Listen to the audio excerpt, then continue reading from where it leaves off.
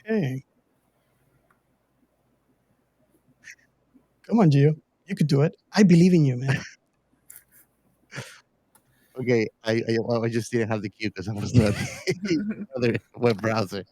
But here goes with the line.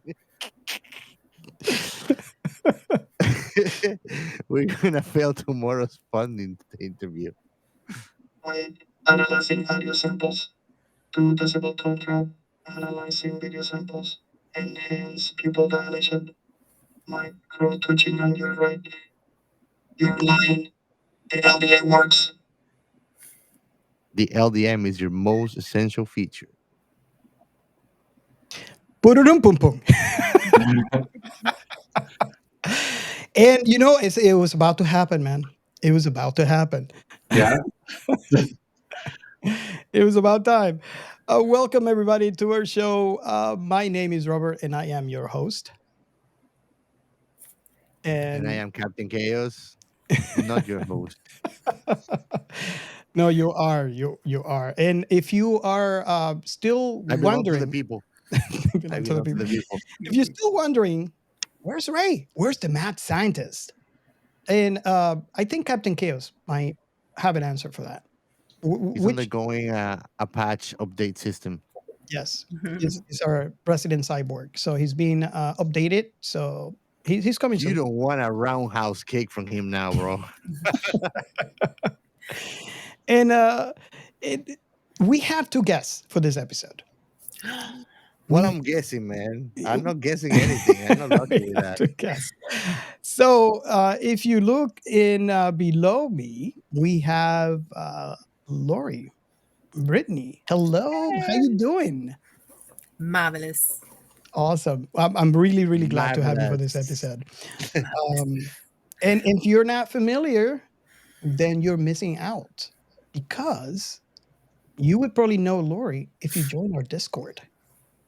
So if you are watching this on YouTube a month later, you can actually scan that code and it'll take you to our Discord channel.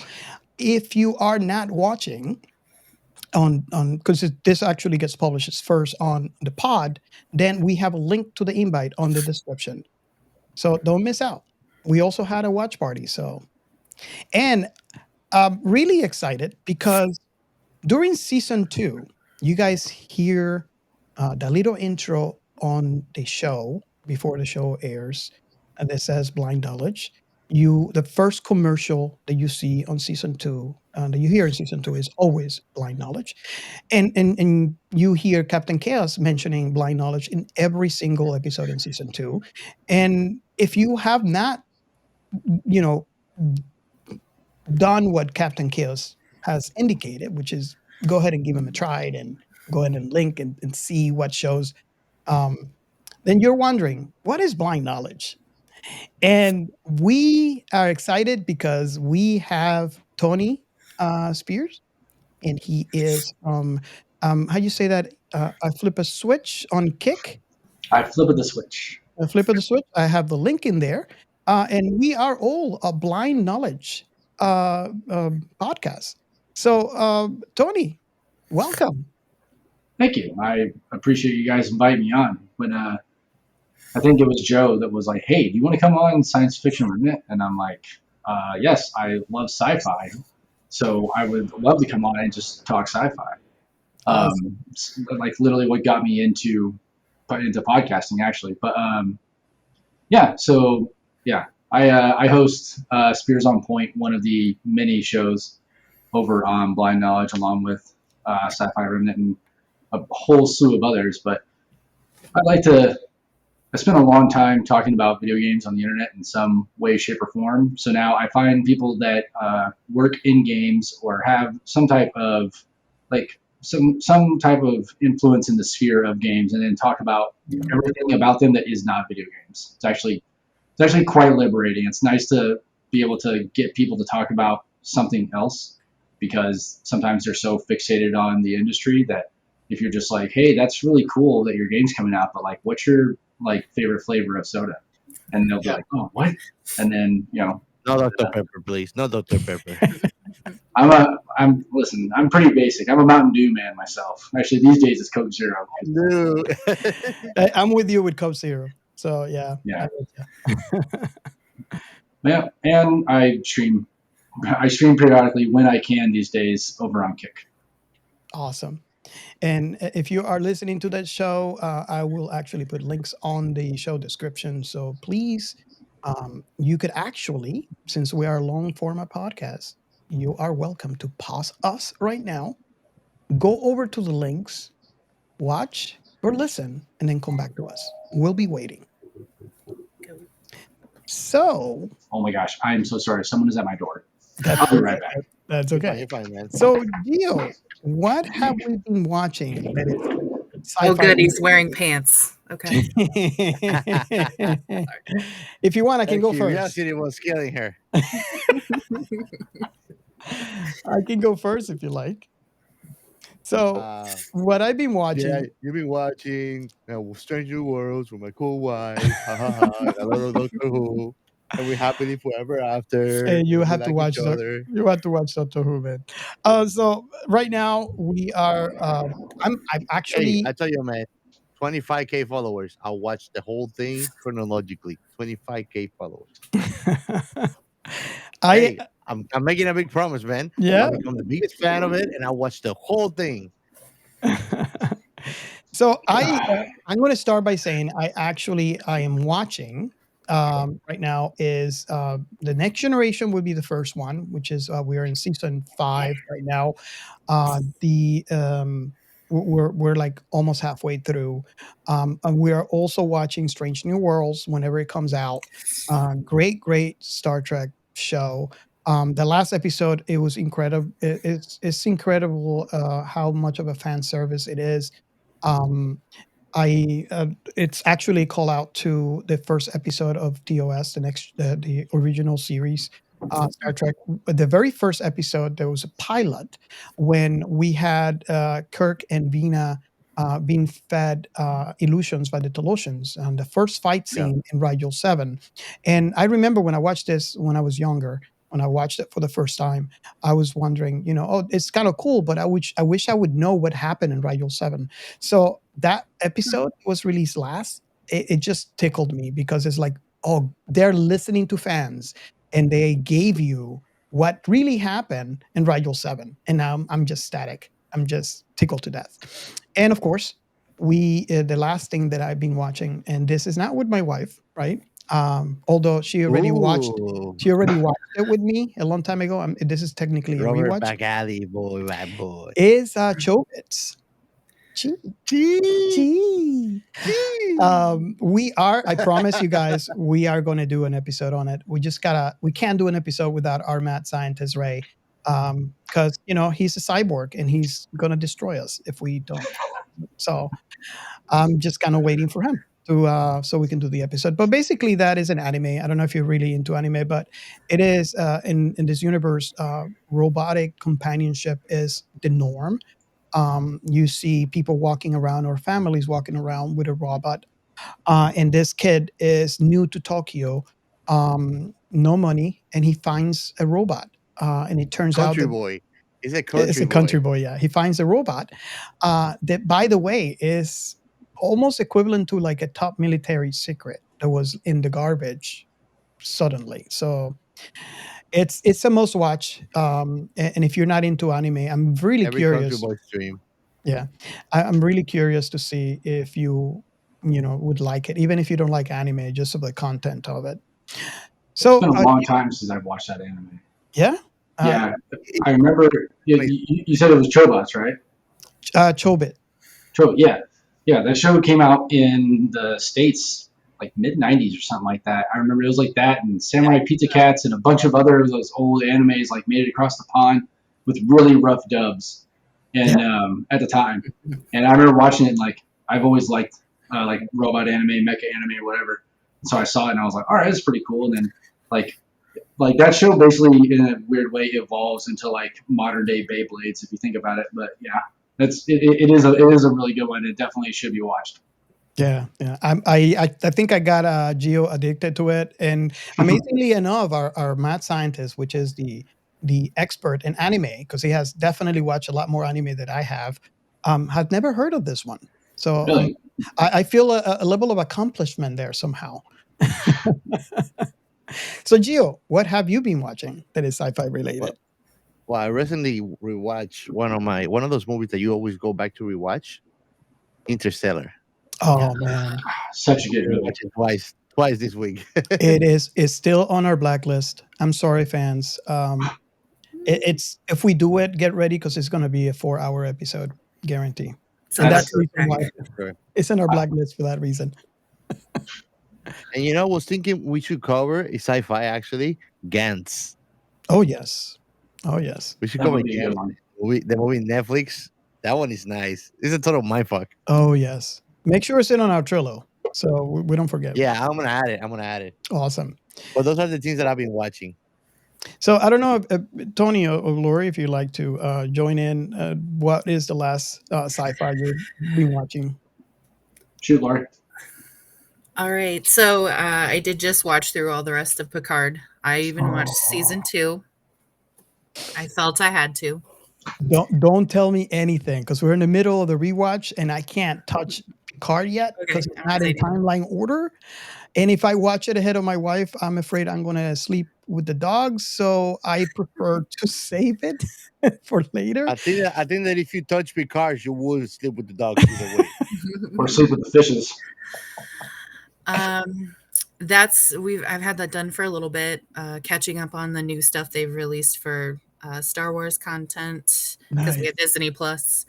Every time a new Marvel movie comes out, I feel like we go back and watch all the related Marvel movies. So obviously some old Guardians and some old Ant-Man. Anime right now, I've been slowly wading back through Bleach. I never got all the way to the Oh very my end of all of God. it. So I haven't slowly finished. wading back through that. Mostly caught up in Attack on Titan, but not quite. I know. I'm at that Love it. point. I'm You not seen sure the if I can movie? finish Stop it. it. That's I stopped it at the beginning of third. You seen the movie? no. So I got to work on that. I bought the movie. I couldn't wait. I love that. Also, watching Demon Slayer wherever that left off at, and the new districts and all that stuff. So I have a guide for that. Nice. And then I tried Demon Slayer. I tried. Robert I- could. I really, really I couldn't tried. get it. You didn't like it? Demon Slayer. I Well, love No, Demon he Slayer. couldn't. I He love it. couldn't. I love the animation. I think Lorie knows me a little bit better now, and our fans definitely know me more if you listen to the show a lot. But basically, Lorie, do you remember what happened when we watched Young E? We didn't record about it. That's That's what for a happened. fact. That's what happened to me and Demon Slayer. I feel like you were a little bit you needed a moment. Yes, yes. No. He needed a definite moment for it. And if you actually go back and go through our back catalog, in season, I think it was in season 1, we had a fan that wanted us to do Dark Mirror, was it? Oh, Black Mirror? Or Black that's Mirror. tough. Black There's Mirror. some tough stuff in there. I did an episode against my better judgment, and Gio was present. We were at the studio, so if you go back, you could. I welcome everybody to go back and listen to that episode. During the entire recording, my heartbeat was 120 beats per minute, sitting down. So You yes, giving a reaction. yes. So that's the reason why I can't. Panic attack. But yeah, I understand is hot. I understand the story. It's a really great anime. I just can't watch it. I did just finish recently American Born Chinese on Netflix. gotta It's, watch to me, it's like an I'll watch anime, even though it's live action. It was so cute. I loved it. And it's a big cliffhanger, so we'll see if they make a season 2. But I like that. I also, sci-fi or not, I also watch a lot of Let's Plays, and I'm watching people play through Tears of the Kingdom, Legend of Zelda, which is a little painful, but I'm watching. Nice. I started it myself, Yeah, and I'm like, no. And I digress. and Lorie is a member of our D&D game that happened. When? What? When when does it happen? Saturdays. Saturday. Saturdays at 3 Eastern Standard Time. So if you Sometimes at are 3, sometimes at 4. sometimes at 4. So if you are a fan, we still have seats available. All you have to do is join our Discord channel and hit me up. And the reason why I'm mentioning this is, what was the last drop that you got on our last game, Lorie? My character Alestria got a lightsaber. In a D&D game. Mm-hmm. So Very nice. Very nice. We still don't know what color it is, but we'll see. yeah, she hasn't turned it on yet. She's afraid. Wasn't afraid to dive naked 30 feet into the water with the evil fish, the piranhas, but afraid to turn on the lightsaber. So, Oh yeah. Okay, so Tony, do you have any sci-fi related things that you've been doing lately? So, because I'm knee deep in college courses right now, I haven't been watching as much TV. Whenever I get done with homework and stuff, I just want to turn my brain off, usually with like a book, sometimes with video games. So I just kind of go back to like my junk food video games. So books, I've been going back and reading the Horus Heresy, which is Warhammer 40K. I'm a big fan of 40K, and I started originally reading 40K like years and years ago. I just happened to pick up, like, I think it was the second or third book in the Horus Heresy. I didn't even know it was part of a series. I was just like, this looks cool. Like, what are Space Marines? This is pretty neat. And then I just started reading, and I was like, oh my God, this is rad. And then you fall down the rabbit hole. And so I've been reading 40K in different iterations ever since. But recently going back and revisiting the Horus Heresy, that's been a lot of fun. And then as far as games are concerned, one of my the greatest decompression game I have is Deep Rock Galactic. I don't know if you guys are familiar with it. Oh yeah, I've been meaning to get back into it. So It's in Game Pass, man. Yeah, and that's like, honestly, it's the one game I always have installed from Game Pass. I try other games on Game Pass and stuff, but I'm essentially paying $10 a month to be able to play Deep Rock Galactic. So like, I think Ghost Ship Games owes me like a stock buyback or something. I don't know, but so yeah, I'll just go in there and I'll run a couple missions and mess around, just kind of turn my brain off, and then a little bit of Elite Dangerous, because like, the thing that game does really well is just like, it just lets you kind of just chill out. Like, you're in space, you're in your spaceship, and you're going around either doing missions or just exploring or doing whatever you really want. And it's nice because of the way that the flight model is. It's very like floaty, and it's all Newtonian physics, so like, it's accurate, but it's a nice chill out game. So I've been doing a lot of that in between freaking art class and American history, and just like pounding my head against my keyboard. I haven't really watched anything like too sci-fi related. I watched a lot of anime with my kids. Watching Demon Slayer with my kids, that's been fun. And then also, I've kind of made a short list of like older anime for my daughter to watch, because she found herself a couple months ago without anything to watch because Demon Slayer. How old is she? She's 14. 14? Start her with Son Goku's Adventure. Dragon Ball. Well, no. Sorry. My son is 14. My daughter is 16. They will love her, man. Well, no. So I didn't want to start her directly off with Dragon Ball, because like, I didn't want to take her directly into like teenage boy like soap opera. I was like, okay, I need to give her something a little more surreal. So like, the short list I gave her, the 5 that she has to watch, she's already gotten through Cowboy Bebop. She loved it. She's currently in. We are all lovers of Cowboy Bebop, man. Oh yeah. She's currently into the last third of Trigun. Next, after that, she has to watch. How about Railgun? What certain scientific railgun? Yes. See, I'm trying to go with things that are like pre 2004. Oh, okay. What about like Big O?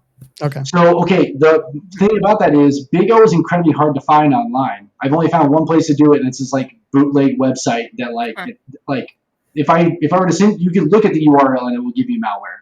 So like, I'm just like, you know what? I'm just not gonna mess with that. I do love Big O though. That is like, that's on my my long list of like, these are awesome anime. But then after that, she has to watch Fully Cooley, FLCL.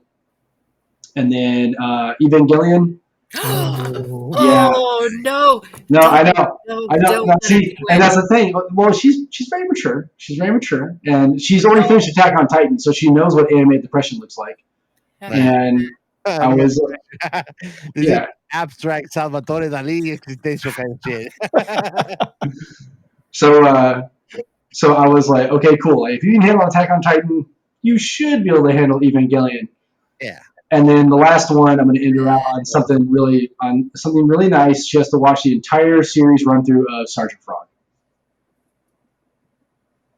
If you're not familiar with Sergeant Frog, it's a pseudo slice of life anime where it's an alien that comes to Earth, but he looks like a frog, and he's constantly trying to dupe the family that has adopted him into helping him further his plans for world domination. But he's also kind of an idiot, and it's hilarious, and it's just one of those anime where like when you watch it, like the character tries to act sinister, like Sergeant Frog is like trying to be sinister, but he's just goofy, and the family is goofy, and they're just going about their lives. But like by just being a normal Japanese family, they are inadvertently thwarting this. Like it's kind of like Invader Zim before Invader Zim is a good way of I is a good love way of looking at it.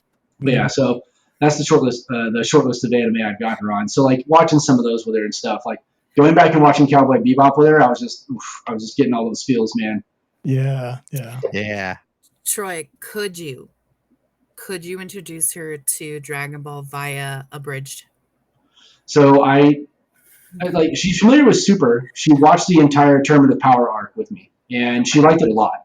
Um, I did want to start her out with just OG Dragon Ball because like I told her I was like, if you like the idea of of like media mirroring art, Dragon Ball is just essentially a Journey to the West. And she was like, "Oh, really?" And I was like, "Yeah." I was like, "You should check it out." And then she watched like the first two episodes, and she was like, "I really got to be in the mood for this type of animation." And I was like, "I get it, kid. I get it." So we're gonna slow roll that. But if she's gonna watch Dragon Ball Z, it has to be like Dragon Ball Kai, just because it takes out all the fluff and the filler and like slim stuff down. Plus, fixes a lot of like the rough animation in certain parts of certain arcs. So like it would probably be that, and then start into Dragon Ball Super proper. But trying to get her down that long line, like it'd be like me trying to introduce her to like Naruto or One Piece, where it's like, all right, we're gonna start at the beginning, and we will probably die before we see the end of it. Samurai Champloo. What do you think about Samurai Champloo? Then you must like that one. Oh yes, well okay. So Samurai Champloo is an anime that I tell people if like Shampoo kind of left me feeling a certain way because like the way that the characters develop and the way that the story unfolds and everything, it really does become more of like two boats heading in the same direction. Like Jin and oh crap, what's the other guy's name? I can't remember. Yeah, like they're on the same path. They're trying to help the girl out and they're trying to get her there, but like they're constantly in conflict with each other by methods and things. Very rarely do the two paths cross, right? But then at the very end of it, when they have to fight the samurai that smells of sunflowers, like they're sort of forced to come together. Yes. And in doing so, they realize that they're just like way better as a team than they ever were separately. But they're just both so like pigheaded. So like it's really it's a good show if you want to see the characters and how they evolve over the course of it. I mean, animation wise and story wise and everything, it's in my opinion, it's top notch. But it's definitely one where like Even the mixture, how they put all the elements together of timing, different types of art. mhm. Oh yeah, like different types of art, the way that the Like, music, you know, yeah, the way that the soundtrack plays into action and stuff like that, it's awesome. I mean, I know this is like we have other subject matter to get to, so I will shut myself down. But like, trust me, man, I can sit here and talk anime for literal hours. I love it. So nice. Awesome. Okay, Captain Chaos, are we ready for our first segment? Yes, we should be, but wait, because I went off now. Looking for it. Yeah, we should be ready. Here I we just, go. anime derails us again.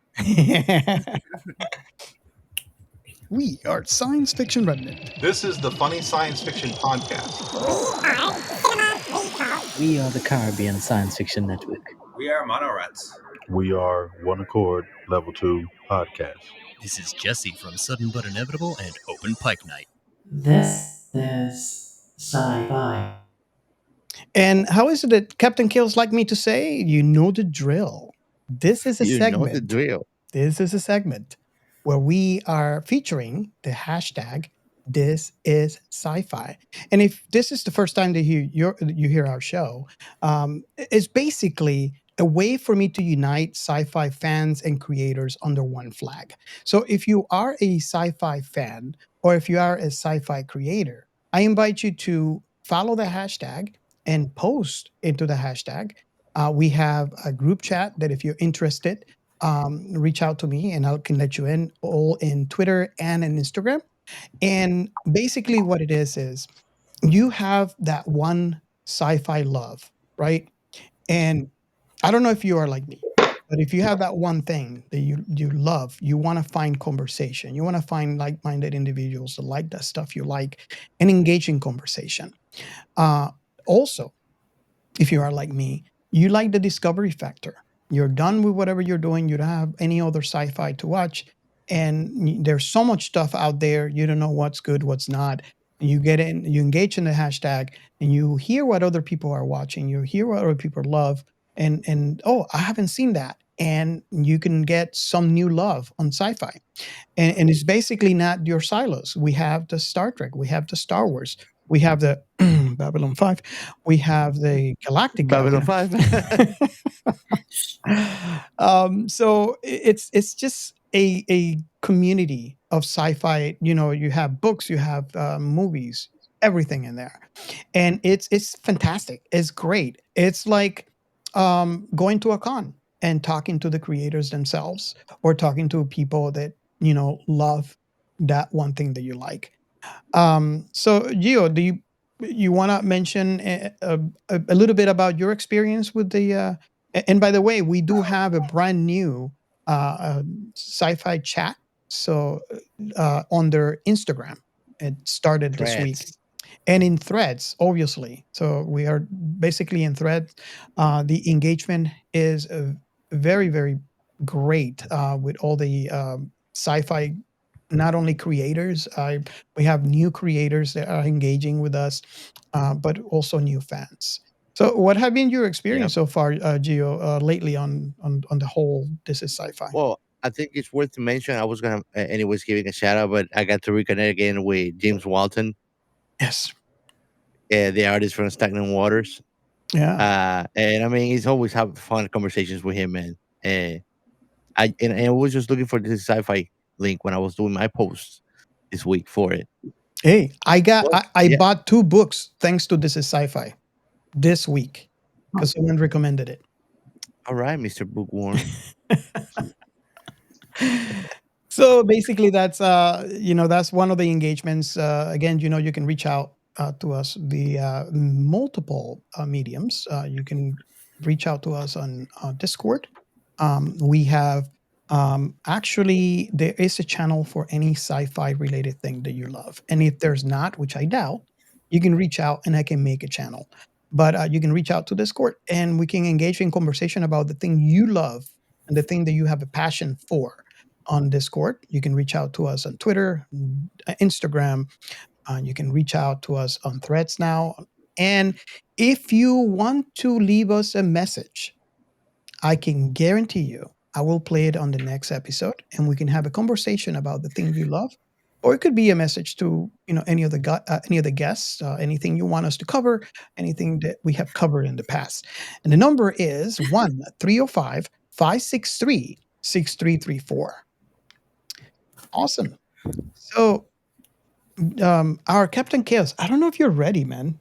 Are you ready? Are you ready? Shout out. Well, I was ready for that, but then you delayed it, so of course I'm ready, man. I mean, Man, I was born it ready. never works. I'm trying to get him off guard. I can never get him off guard.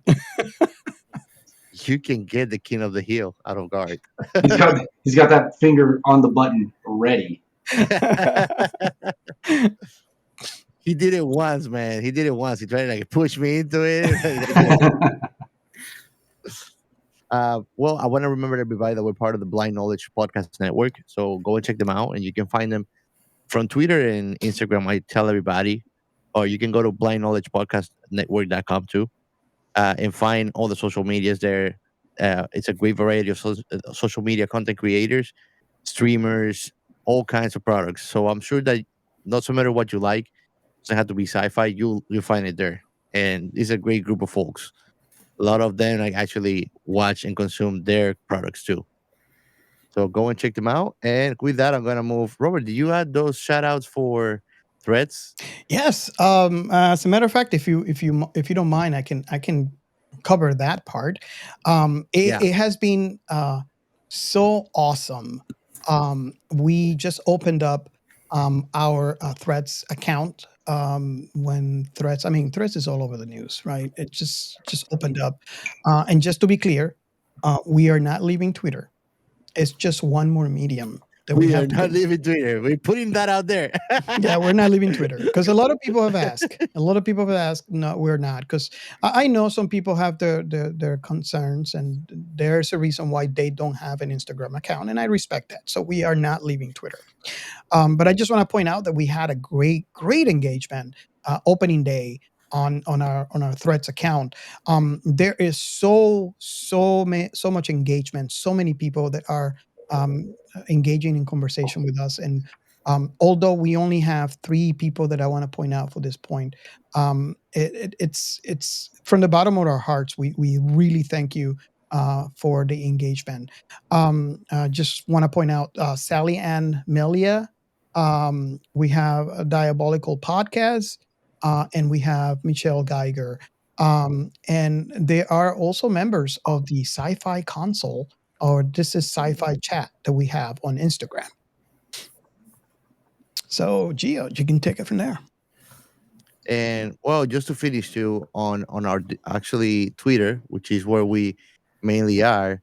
I wanted to give a special shout out to Madison on the air. Madison, we want you back, man.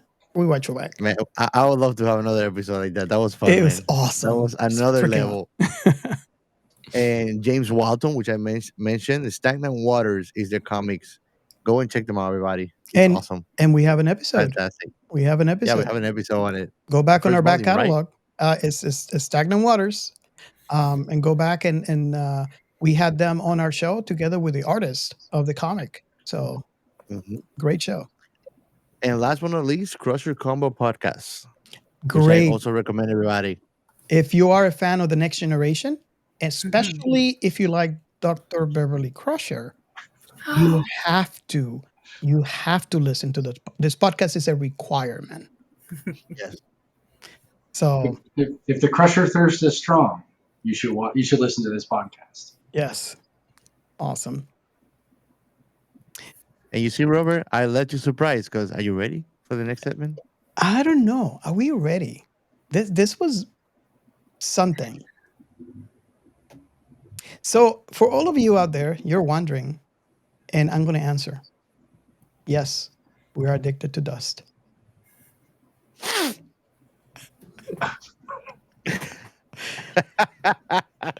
But and Tony, let me explain. Dust is a channel in YouTube that has been Oh, producing. yes. I was like, wait a minute. I just recently saw this, but what is threw me off for a second. it Oh my is God, is that what the kids are into these days? Oh God, such a square. it's moon dust or Martian dust. Now, the dust is it's a channel on YouTube that incredibly produces sci-fi content, and the sci-fi content ranges from 6 minutes to 15 minutes. And the thing, These are movies. movies, yes. So you have if you actually go down through our back catalog lately, you probably notice that we have been covering a lot of DOS content lately. So that's the reason why I actually said we are addicted to dust. And you probably hear me say this before, but what is not to love when you have an entire movie in 13 minutes? And not only is this a complete movie for the amount of time that you have available, obviously, it's not going to be a lot of content because of the time constraint. But one of the things that I love about is that there is a right way to end a movie with questions for the audience, right? You can't just do it. There's examples where I can mention movies that left a lot of questions and make the movie horrible for it. So far, and Gio, correct me if your opinion is different. So far, my experience with everything I watched so far, it's incredibly well done because it left me open to the ending to where you have enough information to make your own mind as to what is the ending, what is going to happen next in that story. You're not going to get a part two. That's it. The story is short, is done, is that's it. So that's the two reasons why I'm addicted to Dust. And before we go into the plot, I don't know if Lorie or Tony have seen any Dust movies before. I'm Not gonna before this, no. no Dust whatsoever, right? Nope, A stay little clean bit. this long. Some of the things you guys have covered, I've watched on just as a watch party. Awesome. Leering in the background, creeping. Yeah. So and that's another thing to join our Discord. We have watch parties most of the time, so you can join up and talk to us as we watch the content. And who knows, you might be watching something we are going to cover next. As you know, we don't really announce the topic of the conversation, so it would be an exclusive. If you're in Discord, you will know what we're going to release next. So, going back to the question, what is your thought about? Uh, I guess let me start with Tony since this is probably Tony's first Dust movie, and then I can move on to Lorie since Lorie has seen. Would you say my two or three so far? Mm-hmm. 2 or 3. So, Tony, what is your thought about content? Well, it would be partial to this particular movie because this is the only thing you've seen. But based on what I just said and how short and the content of the film and how it leaves you open, what is your thought on that? So I feel like in the context of like, hey, this is a 13 to 15 minute like production. I feel like they have to give you enough to be invested in it for the questions that they're asking at the end to even register with the audience. And so I feel like in this one, in the lie game, it's very much a build up to, like, obviously you're hoping that Mira is going to succeed, which, like, I don't know, like, are we allowed to do spoilers, like, to like go through and We spoiled the crap out of everything. okay. So like I'm sending you a meme that I just made, by the way. How about this? Okay. But so like you want Mira to succeed and you don't want her to have to like leave Smiley behind, right? But the revelation of like, okay, she just got done being interviewed by a obviously much more sophisticated AI. Like what is that going to mean for her going forward?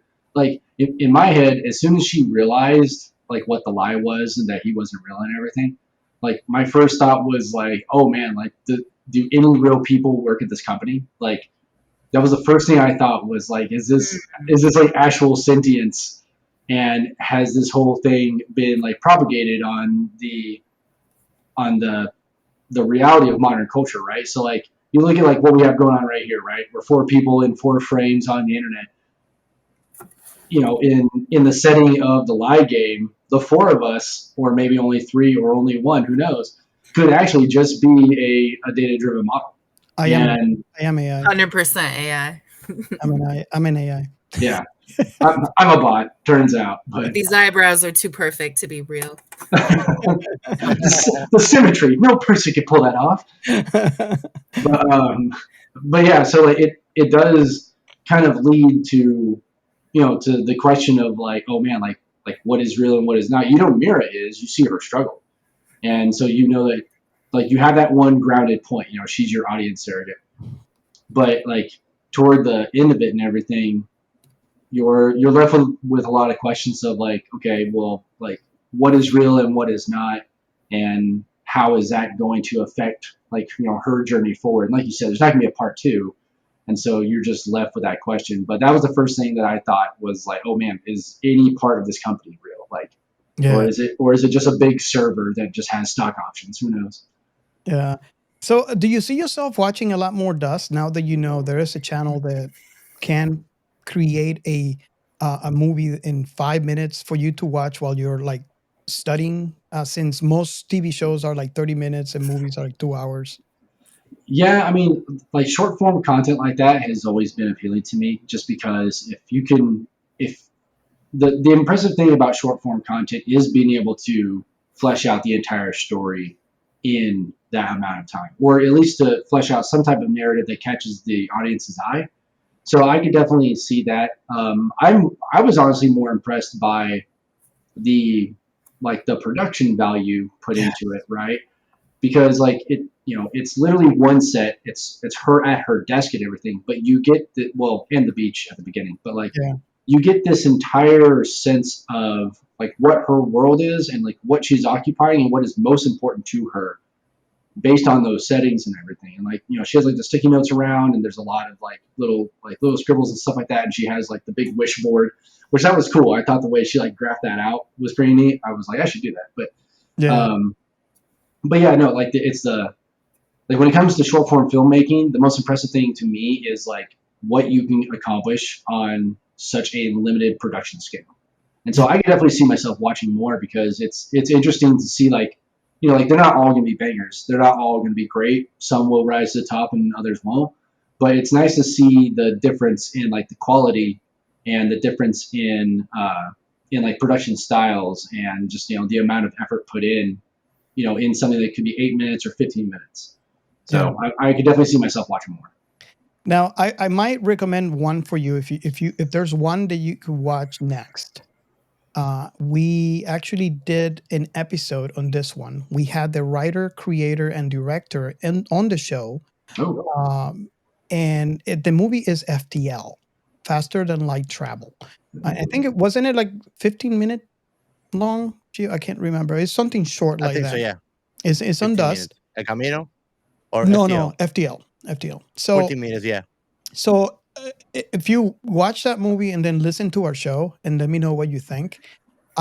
We were really ecstatic and grateful to the director, creator, and writer for being in our show. And not only that, but he was gracious enough to give us the amount of time that we require on our show. And I know that people that are in that level and they're as busy as they are, that is something that I am very grateful for.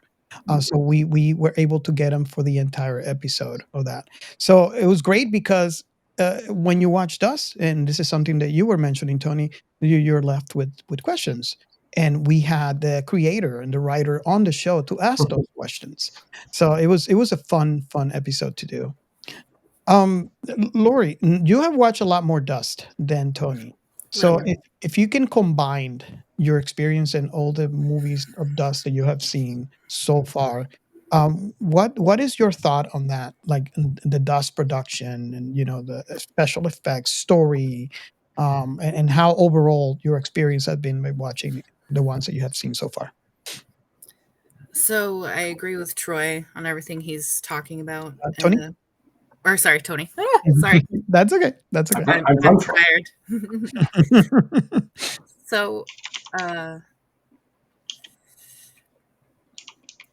think that the world, with everything speeding up and just the way that we consume content, the way that technology has moved over the past 20 years, um, makes this the right kind of content for the current scene that we're in.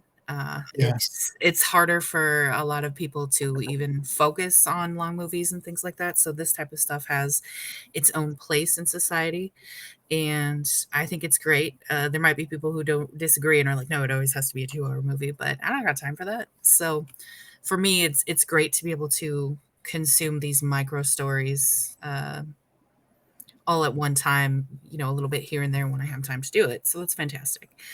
So getting into the content itself, I'm blown away at how well the artists and the people creating that content are able to build an entire backstory out of a couple of sentences and a bunch of images. I mean, they do that in regular cinema all the time, but they stretch it out and then they add, explosion scenes and all kinds of things to make it really great. But if you were to go into a movie and cut out each little piece of that movie that was just related to like character building or backstory and stuff, and get rid of all the explosions and all of the car chases and just shove it all together, I would not be surprised if there was like 15 to 20 minutes of actual content.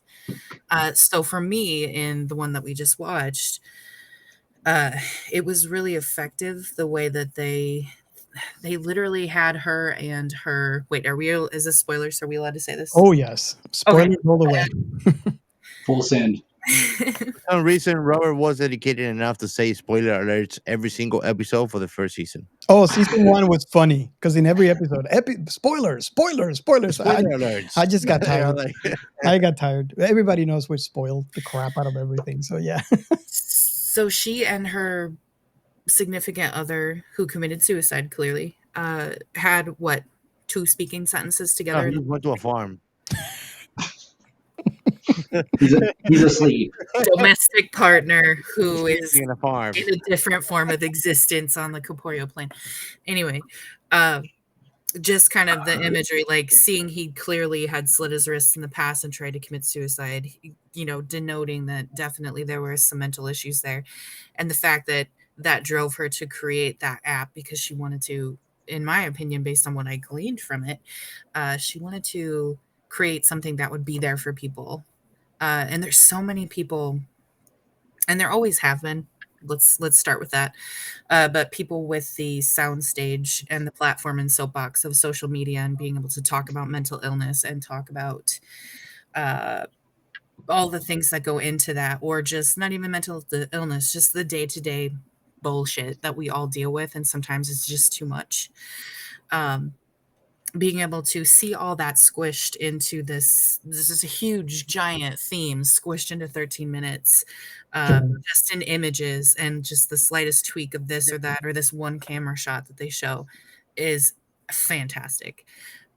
Because there was no doubt in my mind, especially when she was making her decision whether or not she was going to allow them to take Smiley and disassemble him and do whatever they wanted with him and throw him in a closet versus make all this money and work for, Apple or whatever company that make. Yeah. It was wonderful that she was able to step up and defend that, because she knew what she was doing was clearly not to make money. It was to save somebody else so they wouldn't have to go through what she had gone through with their loved one or their family member. So it's kind of, when you think about the things that are being developed now that allow you to have like the virtual friend and that kind of thing, that gets into a whole other, we expand upon that in some other movies, but that gets into a whole other genre of things to talk about. But just think about what AI could do. Yeah. It's scary, but it's also amazing, because how many people's lives will AI save? Yes. At the end of the day, or kill when Skynet takes over. There's that. So it's kind of it's a fine balance, really. There are definitely two sides of that coin. Well, you have Keep a really them good alive point. so they can be our slaves. You have a really good point, and I think me and Gio actually touched that point on our previous episode. I think here's my thought on that. Right, AI, the whole idea of AI, and the point where it becomes sentient. Right, the point where we achieve, and I forgot the name of it now. Singularity. When we achieve singularity, thank you. Is the whole idea is for AI to become us when it comes to like our mental capacity, equal. and how we behave, how they behave. So that in essence, it's scary, because humans, right? We talk about AI, all we want to talk about AI, but if you really think about humans and think about how many personalities they are evil people and they are good people and there are people in the middle, right? So if we achieve singularity, wouldn't it be also not far fetched to think that there will be some evil AI, some good AI, and some neutral AI? And that's what I said is scary. So like we're talking about, there's AI that will be able to save people, as well as there's AI that would probably want to kill us. Um, because not because it's only because that's what we want to do from the beginning. Singularity is creating an AI indistinguishable from us, and I that actually, it's funny that you mentioned like them being like us. Part of the history class that I'm currently taking, I just got done covering the American Civil Rights Movement, Mhm. and that's actually a topic that I've heard a lot when it comes to AI. Is at the point where it attains like sentience, right? At that point, is it not beholden to certain inalienable rights the same way as people? Mhm. There's And a Star then Trek episode about that. yeah, right. I mean, like we're having the data conundrum, as it is known, where you have to start wondering about like, well, where is that line, and like how do we address it when that time comes? And I personally don't think that society as a whole, not just Americans or anybody else, but like just society as a whole is ready to like cross that threshold yet, because Yeah, agree. it is something that once it's there, you cannot ignore it. Yeah. And the process of having to tackle something like that, and the secondary and tertiary effects that that process are going to create are going to make a lot of very tense conversations in a lot of places. You know what I mean? It's like it's gonna turn into the thing where it's like, all right, listen, we're going to dinner with my parents. Remember, no religion, no politics, no AI. Like, but that's the thing they don't talk about. You know what I mean? Like, it's gonna turn into that. Yeah. Yeah. And but I do feel though that like you said, there's a good side and a bad side to it. Like everybody makes the Skynet joke, which I mean is a very real possibility. But at Mhm. the same time, there is like what like what you said. There's so much potential for good to be done, and it's all about how, up until the point of sentience, it is. Sorry, it is like how it is regulated. You know what I mean? So I think it does bring up a lot of really good points and bring up a lot of good questions. And I feel like you know the the whole crux of like her being on this mission to make the AI to kind of like not right or wrong, but I feel like it's kind of like driven through guilt, right? Like when it Yeah. comes to the survivors of of people that that commit suicide, it's so much a feeling of guilt of like what could I have done, like what did I not do, and I feel like in the context of the story, in lieu of being a therapist, in lieu of being there, she wanted to create a thing that could be there, like would always be there. And so I do agree that there is that sad undertone, because at the end when she's like, no, I'm not giving him up. Like this is literally my life's work, and it's not because she has this like dream of greatness. It's because she's on a mission to like to I mean basically snuff out that guilt in her own way. Yeah. Yeah. Gio, there's a question I forgot to ask. Do First thoughts. no? Do we have a plot? We do have a plot. It's not a long one though. Go ahead. I mean, I have a more elaborated one, but it goes so in depth. Give it away. You can If you go want ahead me to with go for it. that one. Go ahead with the one that makes sense. I mean, it makes sense completely. It basically, I'm gonna go with the three short parts. Okay, Okay. so it says that the world is set in the year 2100. Advanced technologies have reshaped society. In the future, where advanced technology can manipulate reality, alien scientists becomes entangled in the deadly game of deception, where nothing is as it seems. As the races against the time to uncover the truth, she discovers shocking secrets that challenge her perception of reality to put her life at risk. Someone took artistic I license. didn't know why it put her life at risk, but Yeah. That. Yeah. Yeah. the early discovery the organization is running a game that has hidden motives.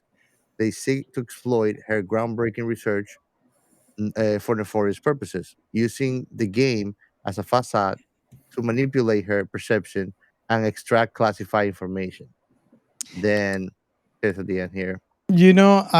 I don't agree with that plot. It's No, just I was gonna say like whoever wrote that They like really wanted to like floof it up. Well, it's not even that. Like, if you take the parts that Joe just described, it is literally the exact opposite of what was going on. Yeah, like no one had a gun to her head while she's doing this interview. You know what I mean? Like, if anything, it's kind of mundane, and the stress is all put on her. He There's was no, trying to save lives, not take them. yeah, but also like they weren't trying to like scoop Right. up her AI or her app. Right. You know what I mean? They were like, we don't Right care one, about that. actually, that I have the right one actually. I just wanted Okay. to say I was not crazy. I wanted to describe that one. What it says that a desperate computer scientist is struggling to fund her antidepressant AI application faces her toughest challenge yet. Oh, The good. Light Game by Joiti Caitlin Sura. And then he says, That after is losing accurate. her boyfriend to depression, a computer scientist creates an antidepressant AI application and looks for funding to complete it. Following a string of failed interviews, she enters her final interview, which turns into a bizarre challenge of lie detection. Yes. Correct. So the other That's one more like is it, right? the other one is equivalent to our episode about Alien. Remember? Maybe there were no space noodles. If you have not listened to that episode, I invite you to go download that episode. The beginning of it is classic. We found that description. It was like on the back of a what is it? A bootleg copy. It was a Chinese A translation. Chinese translate back into English. Oh my It, god, we were well, we that were was the probably best. laughing for 30 minutes. So yeah, it's a great episode. It became iconic. We I'm even sorry. I have a quick question. I just thought of something. Have you guys done an episode covering Sunshine yet? Not yet. Not yet. It's I no, think I it's don't on know our what sunshine. it's our in our trailer, right? Sunshine. I'm not sure. What is sunshine? Oh, It's sorry. The only reason I thought about it is because I'm currently looking at the FTL still, which I'm going to watch it as soon as we get done here. But then also like the description that you were giving me or that you were talking about the not accurate one reminded me of that movie. Nope. Yeah, sorry, I didn't mean to deviate. I no, apologize. that's okay. We could we could do a watch party. We could probably do Oh a watch yeah, party. absolutely. The movie is super good. Add it for now. Add it to Trillo, and so just so we don't forget. I don't think I Yeah, thought it was on Trillo though, but yeah, I thought too. just add it for now. Robert, Yes. I raised my hand. It's like we're in college. I have one more concept that stood out to me that I think is interesting, and I don't want to trigger anybody, so tell me to shut up now. No, go ahead. Geo might, but So, I won't. I promise. Melia muzzle. So I like looking at the fact that the programmer was a woman. Mhm.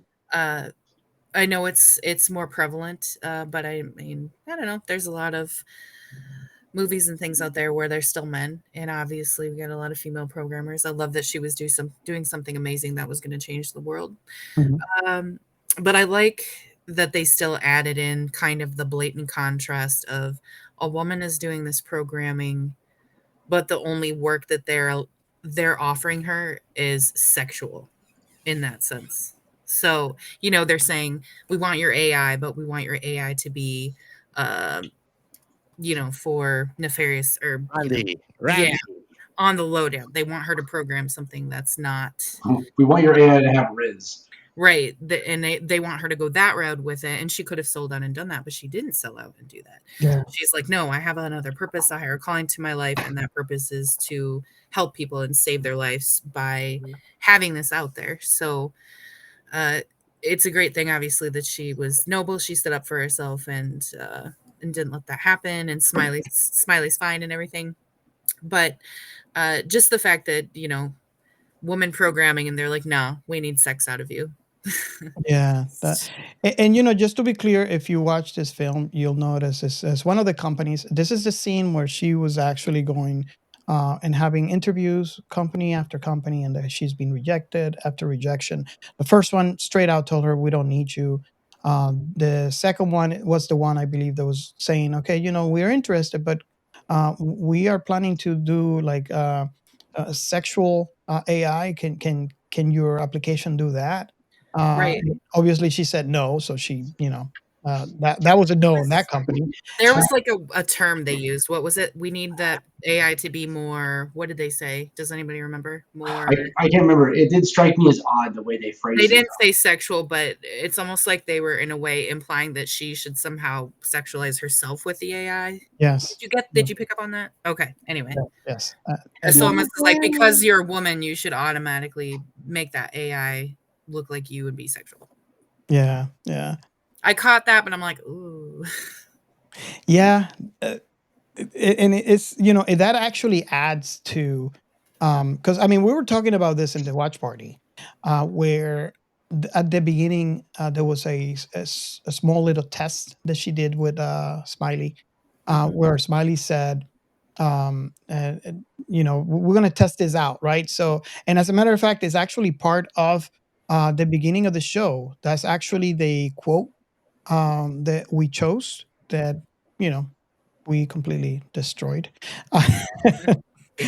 And it's you know it started with like we're gonna fail tomorrow the funding interview, right? And Smiley says you're lying. It works, right? And what that Yeah. means is when she said we're going to fail tomorrow's interview, she really truly believed that they were actually going to Mhm. make a profit. Is one of those Yeah. companies is going to make an offer and they're going to continue with the research. So that's why Smiley said you're lying because they're not going to fail, they're going to succeed, and this thing works because the whole idea for the product is to test your ability, not to test future, not to test what's going to happen in the future, because for that you need a time machine, but to test if you're actually telling a lie or not. And she was lying at the moment. And then the realization when she started the interviews, the first company straight out tell her we don't need you, right? And you can see it in her face. And it was just sad because how many of you have gone there? You're going from interview to interview, you're looking for a new job and only find a rejection after rejection. And you cannot relate to that little moment. Granted, this is a little different because she's trying to find funding for her product. But you could see it on her face because she really believes in this product. She really believes, and I believe it's because, although it's not said, and this is one of the great things about Dust Productions, is it's not said, but I believe she is alive because of this product. She found that this product actually helps. This AI becomes your friend, and you can interact. And she believes in that. And she believes that she's not the only one in the world that is suffering from this. And AI was able to help her. So that this AI that she created will be able to help a lot of people. And then finding that most of the companies that were interviewing her didn't see this. One company actually says, you know, we don't think your product can make money. So no, thank you. So it's not profitable to them. And I understand, the company, and it's not something that, I'm saying it a negative light. Companies exist to make a profit. And it sounds horrible, but if the company does not make a profit, there's no company anymore. Yeah. It is a Like, sad thing, but you could see it on her face that people did not see the value, the life-saving value of her product. yeah, it definitely was, like you said, there's that, like, just the repetitive soul crushing of, getting told no, or, being told, well, yes, but we'd like to have this thing, just the step by step of her just getting shut down and then getting to the final one. And you're like, okay, well, this is it. One of the things though that stuck out to me that I thought was really cool is, is the moment when she does get the LDM to work, and then when Smiley realizes it, like, it's like you are seeing him like attain a skill in real time, right? And so he, like, even he has the moment of like, oh, it works. I can do this thing now. You know what I mean? Like, I thought that was pretty cool, and like it helped to also flesh out that character Yes. on top of his like actual concern for her and everything. But like you kind of see him as like he's excited to do the thing that he was made for, and that comes across in his concern and his worry for her, even up to the point to where he's like, "Nah, man, just ditch me. Go make money. Like you got to survive, and Right.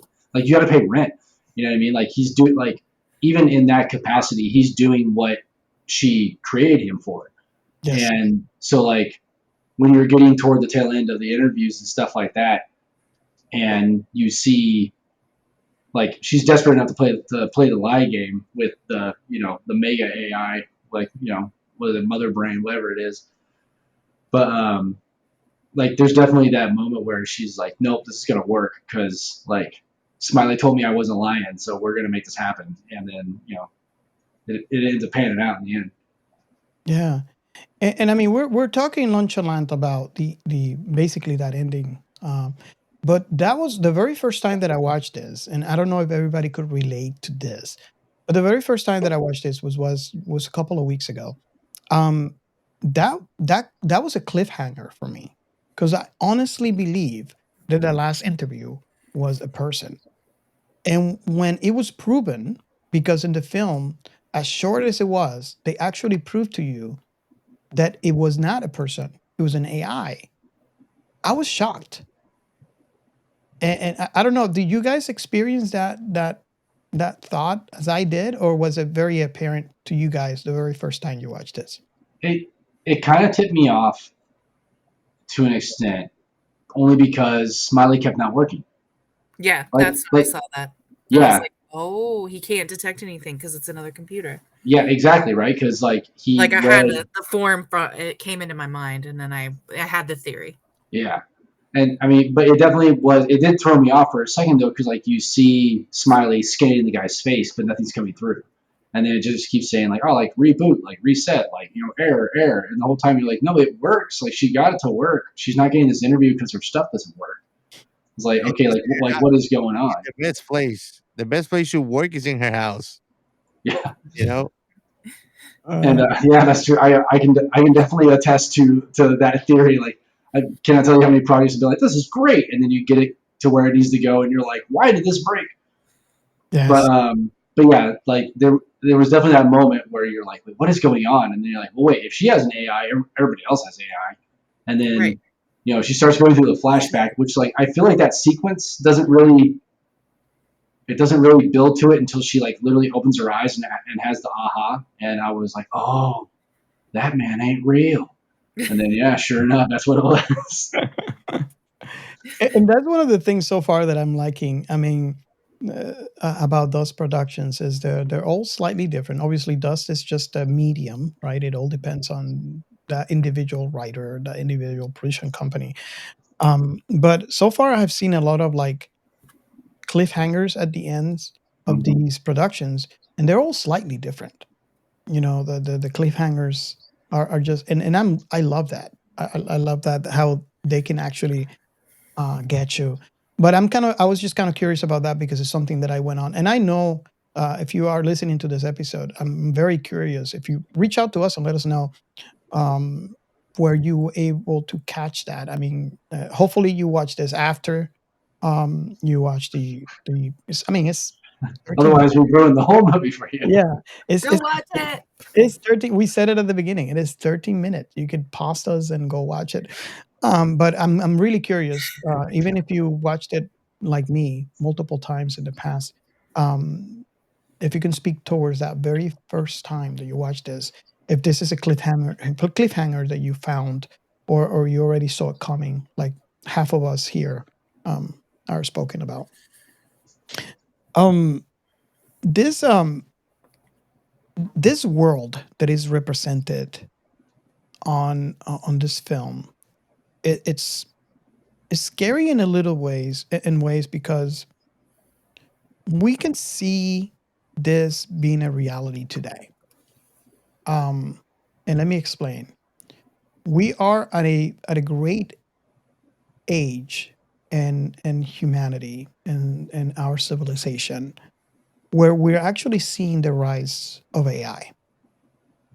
And I can point out of multiple tools that I can mention.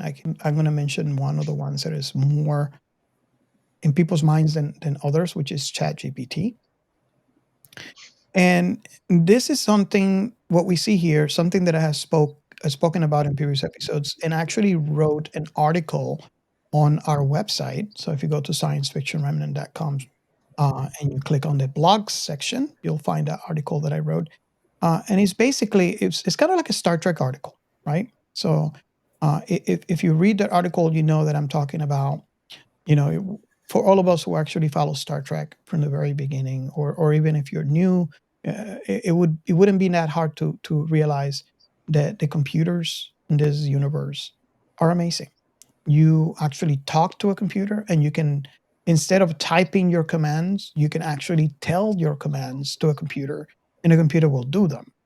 Like you would say, you know, computer, turn on the lights to 10%, which I can do that now with Siri on my house and all the smart devices. But and also Siri, and we had a deep conversation with Gio when I was explaining the differences between dumb AI and smart AI. Dumb AI. So what we have right now is technically dumb AI, and let me explain it again. Dumb AI is an AI that behaves itself based on the rules of the algorithms that they were created for. So it's a trial and error. They go into alpha So dumb. production. There's a lot of testing involved.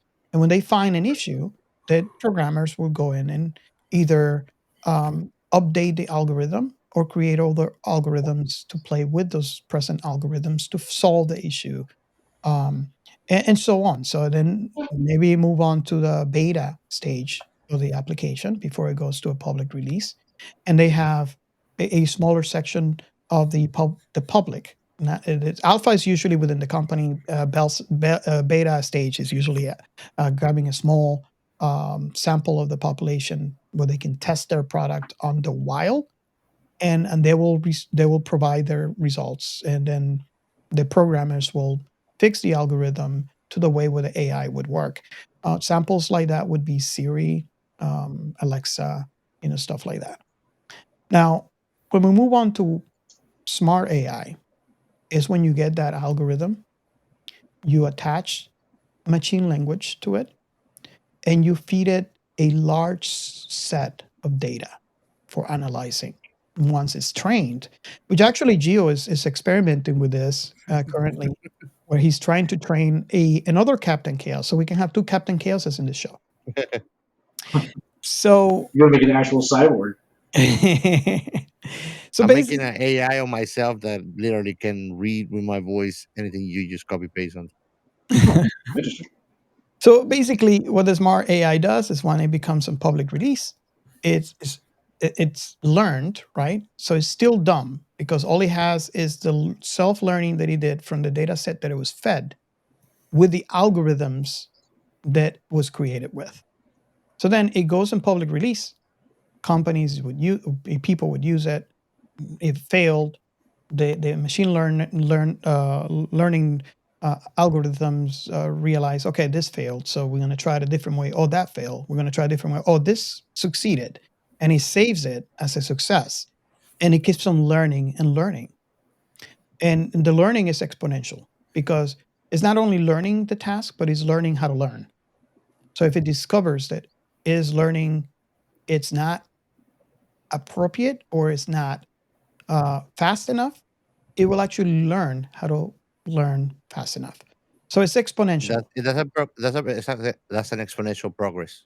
He Exactly. always gets faster and faster. While we humans maybe have one way to learn things, and there's techniques here and there. There's that. E- This thing gets on getting better and better and better. It doesn't slow down ever. Exactly.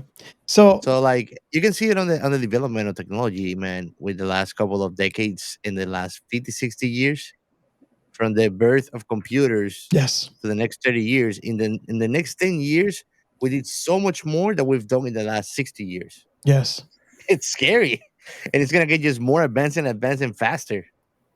So what I wrote in that article was, imagine that you can attach. Let's grab Chat GPT, which is the beginning of a smart AI, right? And you attach a voice assistant to it. We have a Star Trek computer. So you Yeah. can tell the AI, hey, Well, let's call it John, because you can name them. By the way, I don't know if you know that. You can, for now on, you'll be called this. So I say, hey, computer, I'm looking for a YouTube video on X or Y, and I can't find it. Can you help me can you help me find it? And it's like, sure, here's the link. And can you go ahead and show me, turn it on the TV. And he goes and turns it on the TV. And it's very similar to what we encounter in the Star Trek universe as a computer. And so this is the future that I see, where AI is learning to go that route.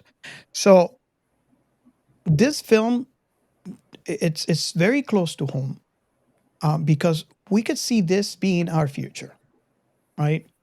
Where and I'm sure what you see right now on this film, as not necessarily the ending, but the process. We see a scientist. The scientist is actually creating an AI, and is I believe is in the alpha stage, because based on what we see, Mira was actually testing this internally. It's not out on the wild yet, and I believe she needed funding for companies so she can actually, you know, shine it up a little, and then do maybe a beta release to do more testing, because a product really is not tested well until it's on a beta stage. And this is the issue that she was having. She couldn't find a company that would fund it, because you need money for this. So this whole section here is what I'm saying. Today, with the advances of AI, you find not only people, because right now you could download ChatGPT on your local computer and you can train it yourself.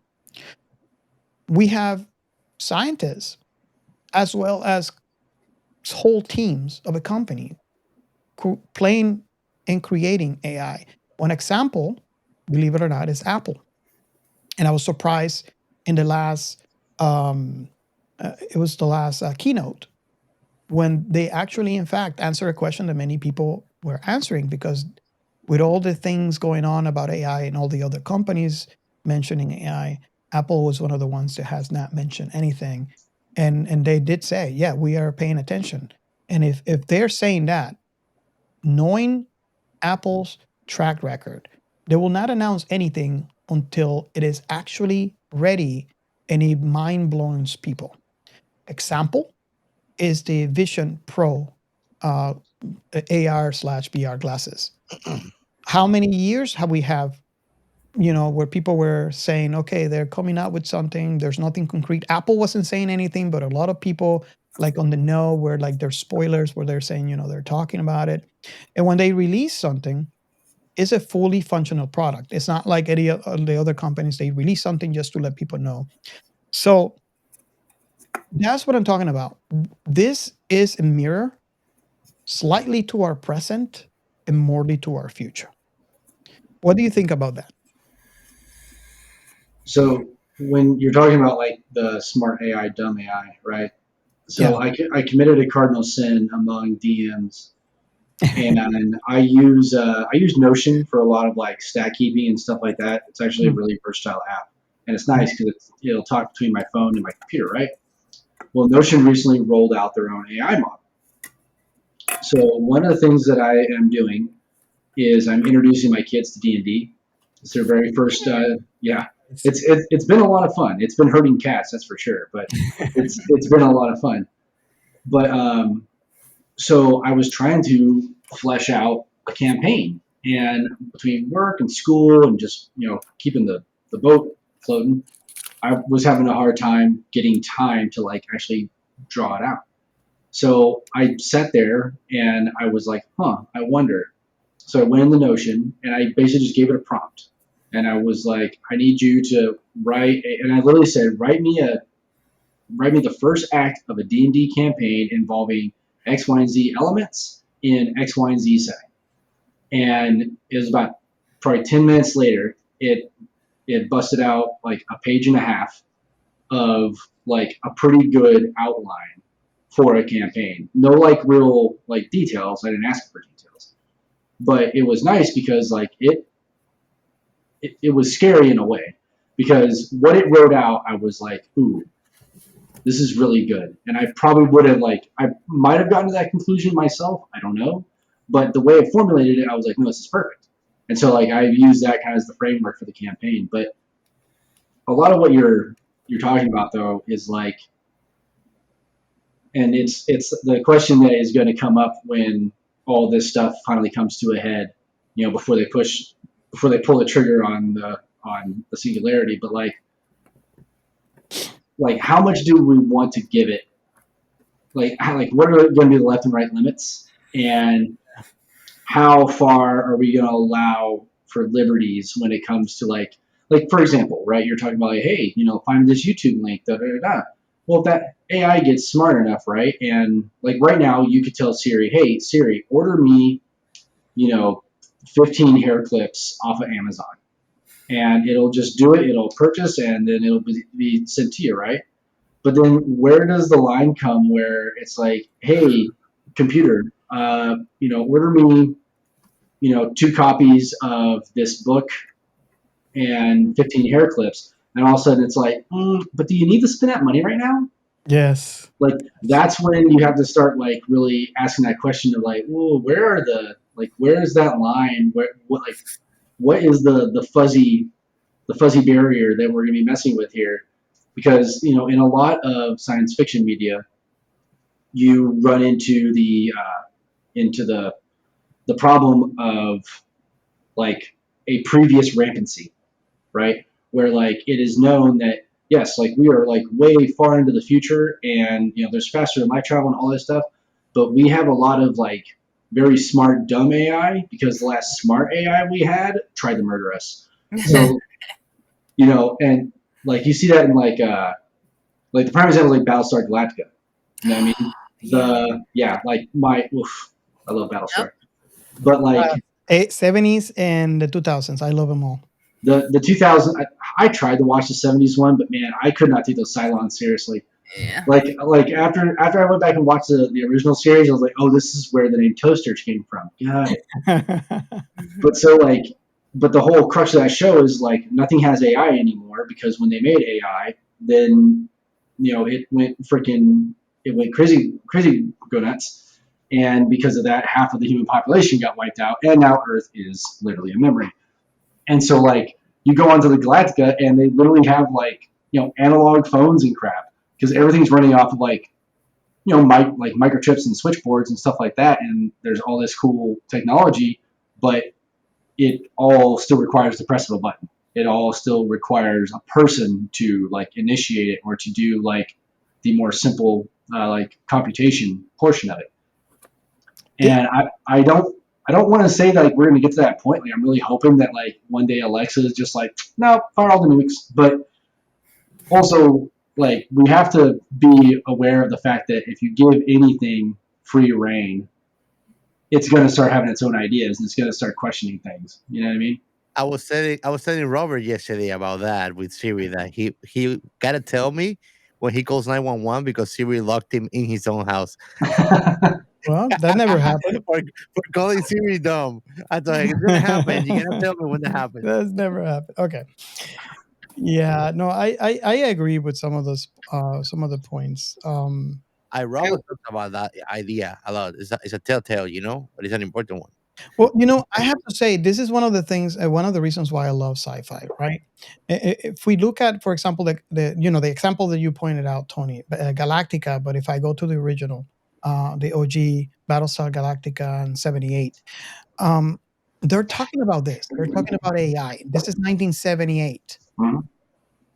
1978, and if you listen to the show long enough, you know that what I always think is, and what I say, what I believe strongly about sci-fi, is that science fiction is a thought experiment. Just like science works, right? So if you're not familiar how science works, is you have a thought, you do experiments on it, you publish your conclusions. Maybe those conclusions to the experiments change the way you initially had your thought about that one thing that you're investigating. You publish a scientific journal. Other scientists will look at that, and you have half and half. You have half of those would go and say, "Oh, yeah, that's not going to work," and I'll prove why. So they do their own experiments. And then some other scientists will look at that scientific journal and say, oh, I can see how this could happen. Let me do an experiment and show you why. And it escalates. So, it goes to 10 and then 20 and then 40. And before you know, you have like 1,000 journals, scientific journals talking about the same topic and all have and the whole goal is to have more than 50% of those journals proving your theory to be correct for it to become a science. And science does change, right? Because of our understanding changes. So something that was known to be a scientific fact, maybe 10 years ago, could have been a questioned with today's knowledge and today's technology. So science fiction is that to science, believe it or not, because scientific writers will actually take a notion and take it to the future. One example that I always bring up because it's just so unbelievable to me. If you ever go to our season 1 and listen to our episode on Gattaca was I love one that movie. yeah, Gattaca was one of those few movies. It's a But you few were trash scientific movies. talking hockey. The one of those few scientific, one of those science fiction movies that actually made a change in humanity to the point where there were laws written worldwide to prevent what happened in the movie from becoming a reality. And NASA actually called it and quoted in one of those scientific magazines as saying that this film is one of the most realistic sci-fi films ever made because it actually proved to humanity the detriments of DNA manipulation, and because of that, governments actually sign treaties where it makes that illegal. Um, so we have a thought, we have maybe a technology, or we have a thought, and we take it to the future and try to predict as a sci-fi writer how humanity would behave with that. And that's basically sci-fi. And we could see how things will turn out and have an idea. Not only that, but we could predict things. Like, Battlestar Galactica was talking about AI when AI was in its very, very early infancy. This is 1978. We go back to 1960, was it 1968 with 2001 Space Odyssey, and we see tablets. We go back to the original Star Trek, and we see flip phones. So you go in story IP after IP, and you find how science fiction is a thought experiment. It's an experiment Yep, with literally. technology or societal issues, and that helps us visualize what would happen to society, to humanity, for us to be able to see and make appropriate changes. One of your favorite IPs, Gio, the whole genre of cyberpunk. It is a thought Yes. experiment about I'm the surprised. I'm surprised that when we were talking about animes, we didn't mention none of us. Bubblegum Crisis. yes. Yeah. Did you watch the Cyberpunk anime, the Cyberpunk 2077 anime? Oh Oh yes. hell yeah! Oh I man, even that found was an really Easter good. egg in the game. Yeah, In the game, there's an Easter egg of finding the XPD that stars in the anime. You can hmm find it in the game and watch it in the game. I that's even got the cool. jacket of David. Nice. Yeah, that's. I mean, You even text with Falco with the driver. You text him in the game. It's super cool, man. I didn't know that. I know they added the Sandivistan in there, so like you can do all kinds of crazy crap at like supersonic speeds. That was pretty cool. Yep, I Awesome. have it. I actually share it on the Cyberpunk area on our Discord channel. We have one for Cyberpunk. There's this guy. He's a doctor, and it's very interesting because he talks about all the medical real implications of cyberpunk and the implants and hmm how they were accurate or how far they were. And there's some things that are accurate that make a lot of sense with like cyber psychosis and all that stuff. But Yeah, having a doctor telling it to you is the fun stuff. yeah. Well, I mean, and cyberpunk has always been a genre that is meant to explore how far humanity can go, like, away from itself. And by that I mean, like, you talk about, like, with implants and with like changing yourself, like, fundamentally as a person, right? Like taking the anime for example, right? David starts out and he's just a punk kid. You know what I mean? He's like, he's not scrawny, but he's not chromed up, and so he gets pushed around a lot. Then by the time you get into the second half bit and everything, he has completely changed himself. He has, like, basically transformed into the thing he wants to be, right? And Hmm. it's so much of him, like, selling off little bits of himself in order to achieve that. And I feel like that's one of the things that genre does really well is, like, it's never a matter of, like, how chromed up you are, like how much money you've got. It's like, well, how much of yourself did you give to get that thing that you wanted? Mm. And Yep. and when it really comes down to it, like what you like with what you were saying earlier, like, sci-fi informs so much of like where society is at the time based on, like, what you're watching and when. And so when you watch something like The Matrix, right? And The Matrix is, in a way, this cautionary tale of, like, oh man, like what I was saying, like, okay, we have these robots, and the robots are really cool to have, and, like, they're helping us out, and they're doing all the jobs we don't want to do. But, like, maybe that means we shouldn't treat the robots like crap. Like, maybe we shouldn't, treat these robots like second class citizens, because one day the robots might be like, you know what, man, I don't really care for that, and then then all of a sudden you're a battery. But, like, it's much more a dialogue about just treating your fellow man well. Just like, hey, just because that person takes out your trash does not mean that they are trash.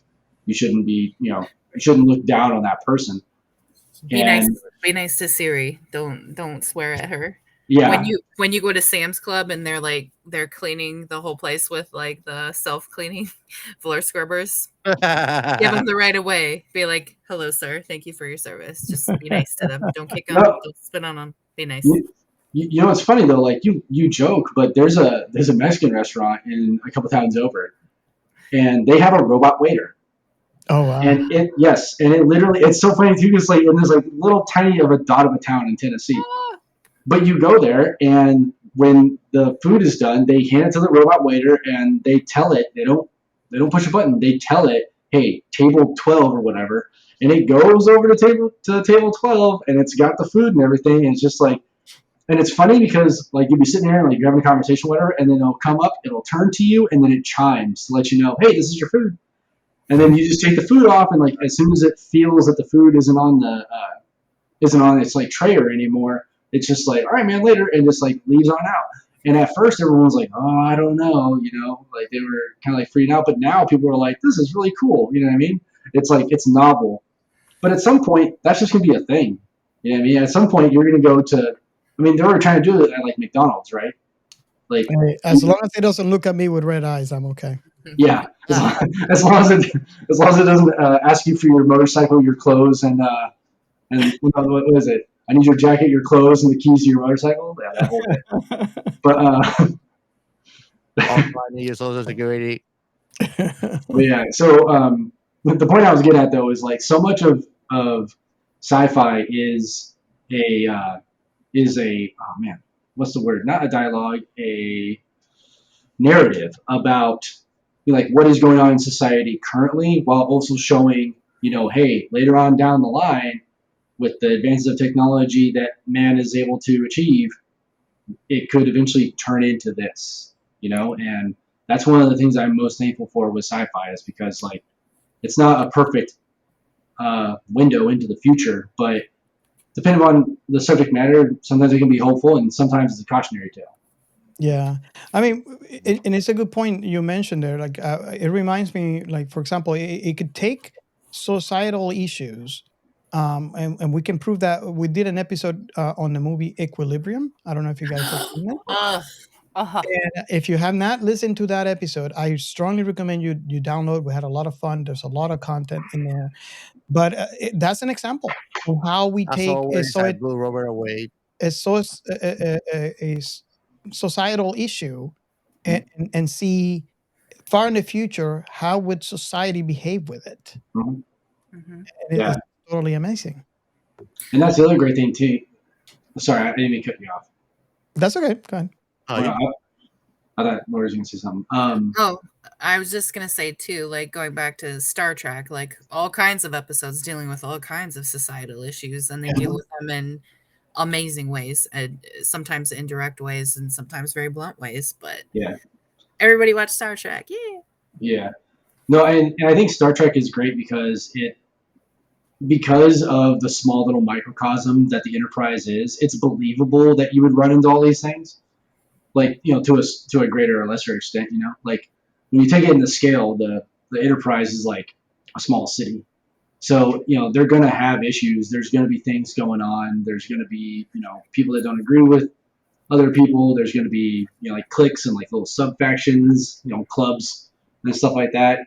And how those, two things often don't mesh. Like Star Trek is really good for that because it's like, all right, what do we want to tackle this week? And they can, write out that story and still put a pretty bow on it in 35 minutes or less.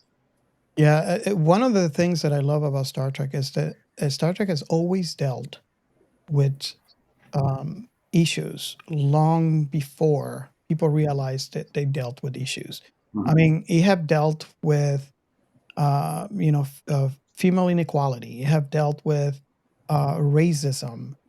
You have dealt with a lot of things to the point where I find it really strange when people come back online and say, on the new Trek, for example, oh, they're dealing with let's just point something. Let's just say racism, right? Just to prove a point. And it's like Star Trek was never like that. It's like, have you seen the original Star Trek? It's first Have you generational kiss on seen, TV. have you seen What the was Next the Generation? Huh? wasn't there was I remember an episode where like there was two warring factions on a planet, and the only difference was one side had like a black face on one side and a white face, like black face on Exactly. the left, and then the other side had it flipped. They had a white side on the left and a black side, and that was literally the only difference. But they constantly were murdering each other. Yes, yes. So Constant murder. Constant murder. so yeah, I see sometimes online when people say, "Well, Star Trek never dealt with that." It's like, have you watched Star Trek? Yeah. very much. Because it deals with everything. And it's one of the great things about Star Trek is that it deals it takes every. It's like the whole compilation of not only societal issues but also technological issues Mm. and puts it on the future and tells you how humanity behaves with that. And it's great. It's like one catch all, and that's I think one of the reasons why we have so many fans to Star Trek. But yeah, that's what sci-fi does. As a whole, is every IP or most IPs, I should say, would pick that one thing and do a thought experiment of that one thing, and then tells you what they think the result will be on society. Yeah. Like Star Trek, I think, is the first one at the time that would be considered like hard sci-fi. You know what I mean? Like, was Mhm. very much like about the science of it. Whereas, like, stuff before that, you had like Flash Gordon, and it's very fantastical. You know what I mean? It's basically a precursor to Star Wars. And that's where that big dividing line comes in. You know what I mean? Like Star Wars is so much like, yeah, there's science and stuff, but also space wizards. And Yeah, then with Star Trek, it's like, yep, there's science and also more science. yeah, So I think that's one of the reasons why Star Trek took off and influenced so much is because like it is believable, to an extent. Like how does the teleporter really work? There's debate. yeah, But for the most part, it's like, well, how does the replicator work? It just works. Yeah. yeah. And to speak to that point about sci-fi, I think all kinds of sci-fi has a place. And let me explain. Sometimes I feel, I'm like really tired from work and I want to watch something easy. Hmm? I put soft sci-fi or fantasy sci-fi, where something that I don't have to really think. Sometimes I want to enjoy a good, thought, right? So I would put something, and it doesn't matter how long. or how short a thing is, for me to like engage in deep thought about a topic that a sci-fi IP is talking about. Because Never thought I would hear you say that, Robert. Length doesn't matter. exactly, Hear that? exactly. So you guys know Captain Chaos, so you know where he's referring to. But so because I hear some people would like knock down soft or fantasy sci-fi. Just to give you an idea, I am a huge fan of Star Wars, as far as I am a huge fan of Star Trek, Galactica, Buck Rogers, Flash Gordon, and I can go on and make 3-hour episode just naming all the stuff that I'm a fan of. But there's always that separation online where there's some people that consider hard sci-fi to be the only sci-fi there is. And I agree. I like hard sci-fi, and I understand why some people would like hard sci-fi, and that's okay. That's the reason why we have so many flavors, and I call that what's your flavor of sci-fi, because it caters. Sci-fi is one of those genres that I strongly believe it caters to a wider audience. So there's some people out there that they like fantasy, or maybe some people like soft sci-fi, and they don't want to have to think. There's a sci-fi for that. And it is another reason why I love the genre, because it's wide open. Going back to the film, I want to Oh yeah, there was a film. Oh man, wait. Oh, there was homework. I didn't have the assignment. In the meantime. In the meantime, so going back to the film, I want to talk about something in particular, and it's one of the things that I alluded to at the beginning of this episode, and as to why so far I'm liking everything that I've seen from Dust so far, and it's the fact that because of the time constraint, it is obvious they can't give you all the information. And I give kudos not only to the writers, but also to the directors of these productions, because they're able to give you the necessary information in the time allowed it. So imagine, it's very hard. I mean, if you have a 2-hour movie or even a TV show that spans across hours and hours of episodes, it is very easy for them to give you all the information. But now we're talking about a 13-minute or 6-minute film. Now you have to be choosy with not only what information you're going to provide, but what you are going to show on the film that is relevant to the story. And this is the reason why I give them kudos, because so far, and again, I'm saying so far because I haven't encountered one yet. That doesn't mean that there's not a horrible movie out there. I just haven't encountered it yet. But so far are the ones that I've The seen. Head Monster. You didn't say it, so you like the Head Monster. Well, it's Woo-hoo! not. That's not in Dust. So point proven. It's a good movie. It's a good movie, though, right? So what I'm trying to say is, in I honestly, I give kudos to them, and I don't know if you guys, and I'm willing to listen to your suggestions here.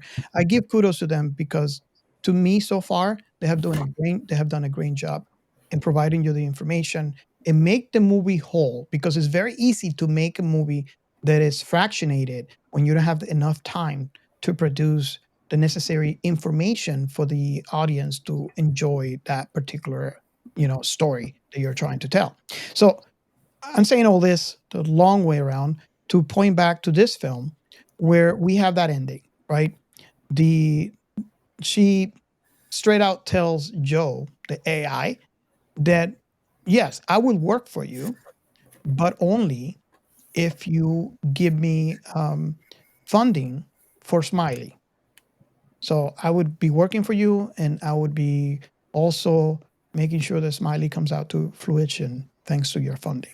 And she left it open ended. I'm sorry. It's like when you go to the club and you're like, I'll go with you, but you got to get a guy for my girl. Yeah. Sorry, I apologize. That was a boss beat. You got like an ugly cousin or something. Just throw her a bone, okay? She got all of that. Yes. She got a club foot and a limp. It's okay. So, we have the AI said, okay, I'll present your I forgot the word now. I presented that to basically the higher ups, and we'll let you know. And that's how the film ends. She's happy. So this is exactly what I'm talking about. We don't know that she got the job. So what everybody thinks about that, I mean, you could make, based on the information you were provided, you could make your own judgment. And anything, unless we talk to the writer and he tells us what he intended, which most likely, She she struck based a bargain. based on our experience with talking to the writers of this type of films, that's actually the intention, to give you enough information so you can create your own ending to the film. So I want to go around and see if I can collect what everybody thinks. I mean, we don't see, she's happy, she's excited, right? um but we don't see her, or we don't see an actual confirmation that she got a job. We don't got an actual confirmation that she's going to get funding. And that's basically how it ends. So what do you guys think about that? Any order, anyone can go first. Our guest can go first. I got my thoughts on that. You got your thoughts? Okay. Oh I'm yeah. kind of curious to hear those. Um, I'm gonna say with that, I still think it's good because she has hope, and at the end of the day, that spark of hope, it's the contrast to her stomach dropping to her knees when she hit that realization earlier that she was just screwed. Basically, nobody wanted this when she was so confident in Naive. herself. But then at the end, that hope sometimes is worth more than whether or not you succeed or fail, when you realize, when you get that validation and you understand, there's a place for this. I'm right. And yeah, she needs money, she needs funding and all that, but It is the first time, at least in this film, is the first time that we see another entity acknowledging her value, which it was very, I'm assuming it was very degrading to her, going through those series of interviews when everybody tells you no, to now being able to see someone said, "Oh, you're really good, and we want you for our company." So I think you have a really good And point and there. when you realize that Data from Star Trek is the one telling you that, you're like, whoa, wait up, my man. yes, Is that worth I've it? made it now, bitches. No, I definitely do agree that like there is, as far as the film is concerned, there is more value in having that hope for the character than there is in actually getting an answer. You know what I mean? Um, Yeah. I do appreciate though that the film very much like stuck to like the bluff rule of like the bottom line up front. Like there's no like there's the cliffhanger at the end, obviously, because you don't know if she did really get the job, but you know she's being considered, and that was way more than she was getting from the other interviews, right? Yes. And but up until that point though, everything is just very like here's the information, here are the facts, here's how it advances, here's the information, here's the facts, here's how it advances. And I do like though and appreciate that like when you realize that it's an AI, right? The entire beginning of the interview and stuff like that feels like a weird like subterfuge in a weird way, right? Because like in the beginning he does the whole like the good cop bad cop thing where he's like, okay, like tell me why we need you, da da da. And then he breaks character and is like, I've been playing an asshole for the past like 2 hours, I'm just gonna drop the facade. And like when you realize he's an AI, like there is a lie in that like there's already a lie in that truth, because like no, you haven't been playing like this has not been exhausting for you. Like you could do this forever. You could do a million interviews a day. For You all we know, know, he's been doing that game for all the other 200 interviews that he did. exactly right. Like there's the thing of like of trying to again suss out the truth from the lie and everything. But what the thing that I appreciated was because she stuck to it, right, and it's not an either or thing. She she gets into that space in the middle, and she's like, "Look, I'll come and I'll work in your brain bank, whatever it was called. I'll come work in your robotics division and everything, and I'll do X and Y for your company. But you're also going to give me what I want because the thing that I want for me is more important than whatever you got going on." And to the point to where the AI, I think it was Joe or Joseph or whatever, Joel. like literally like stops to consider it and then is like, "All right, I'll let the board know about your proposal and I'll be getting back to you." And then that, He could have said no. yeah, Yeah. and it's a thing where like you realize that because she stuck to her guns, you know what I mean? Like she kind of caught him off guard, and I feel like that lends so much more like flexibility to the environment, to the setting and everything, because it's not just this cold, calculated like ending where the AI was like, "Well, sorry, it doesn't compute. You don't get the job." Like it literally sat there and thought about it and was like, "You know what? Yeah, I'll throw your name in there for consideration," because now you do understand that Joel does think, is actually considering her and actually considering what she has said. So So I think it was really cool for that. what do you think about the possibility of, hey, maybe Joel is an AI, seeing that she cared about another AI, wanted to give her a chance because Ooh, she was sympathetic to the AI. solidarity Yeah, angle. I maybe he like was like, it. she's one of our people because she loves our people. You know what I'm Yeah. saying? Like No, she got her foot in the door because he was impressed. Like, she actually cares about this AI she developed. She is not an asshole. She can come work with us. no, and honestly, like now that you mention it, that could have been I the don't know. actual I like. just No. Like honestly, I think there's a lot of credence to your point because Mhm. it does tip things. It does tip the scale more in her favor because it isn't her like seeing Smiley as just a thing to print money. It's her seeing him as like, no, like this is a thing. Like this is my baby. This is my son. Like this is the thing that I created that is going to go and do great things in the world. And so, like, if you're an AI interviewing a person to come and work on AI, to come and work on more of your babies, is that not the maternal instinct that you want to foster? is that like a Rey and BB-8 moment from Star Wars when she's like, "Nah, he's not for sale." Yeah, no, I mean, honestly, yeah, kind of in a way. No, I mean, you bring a really good point. That's a very good point. Yeah. The simplest level of what you're describing on AI is self-preservation instinct. Yeah, If we have it, every animal over the earth has it. So AI will have it when it becomes singular for sure. Yeah. If it's aware that it's alive, it will have some Mhm. sort of self-preservation See, if instinct. you're nice to the AI now, they won't kill you in the future when they take over. Yeah. I mean, like, I think through that act, she instantly comes off as an ally. So yes, why wouldn't we Maybe. want to consider you? Awesome. Very good points all around. Okay, Captain Chaos. We left the best for last. Well, man, what can I tell you, man?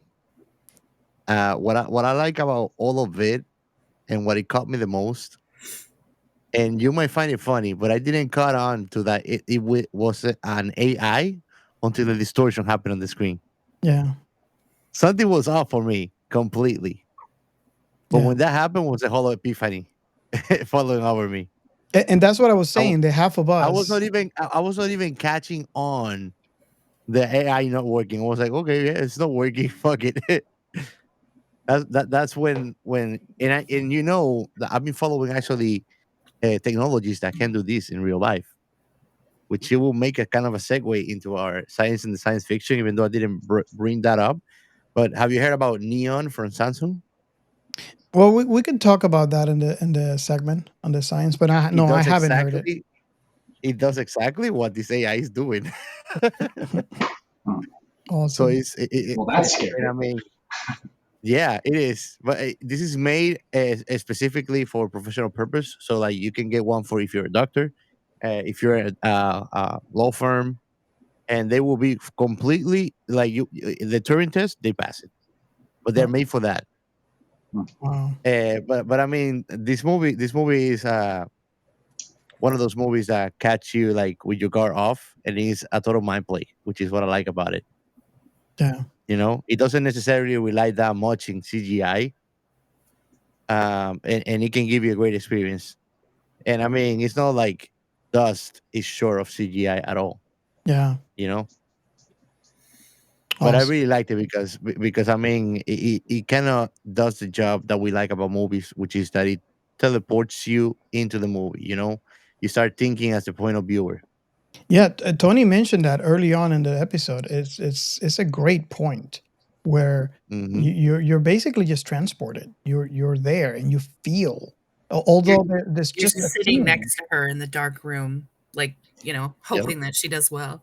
Yeah, like there's definitely that thing like you're rooting for her. You're like, please God, like I want you to Somebody succeed. give her a job. Yeah, cut Yep. this woman a check. Awesome.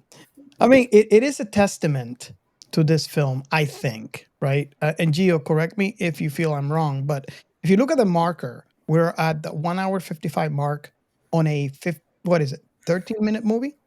Yeah. There's a lot to think about. I mean, I Mhm. know we didn't all necessarily talked about the film itself, but we definitely talk about the topics within that film. All the implications, so many. So So many implications. this is the reason why I said I'm loving this content because of Mhm. that. And I'm watching this film the very first time that I'm watching, and I'm just like, whoa. And I'm taking it back, and I'm rewatching this film. I think I'm one of the ones who recommended it to Gio after I watched it. It's like, dude, you gotta watch this. I gotta get your opinion. I just watched Hmm. this on Dust, and it's like, whoa. So it's actually my segue to the usually or typically the last question that I ask on this show. And I guess we can go in for the guest because I'm really curious to see your unbiased opinion before you hear ours. Uh, we watched this film, very, very short, 30 minutes. And based on this film, the question technically is, what is your last thought on this film?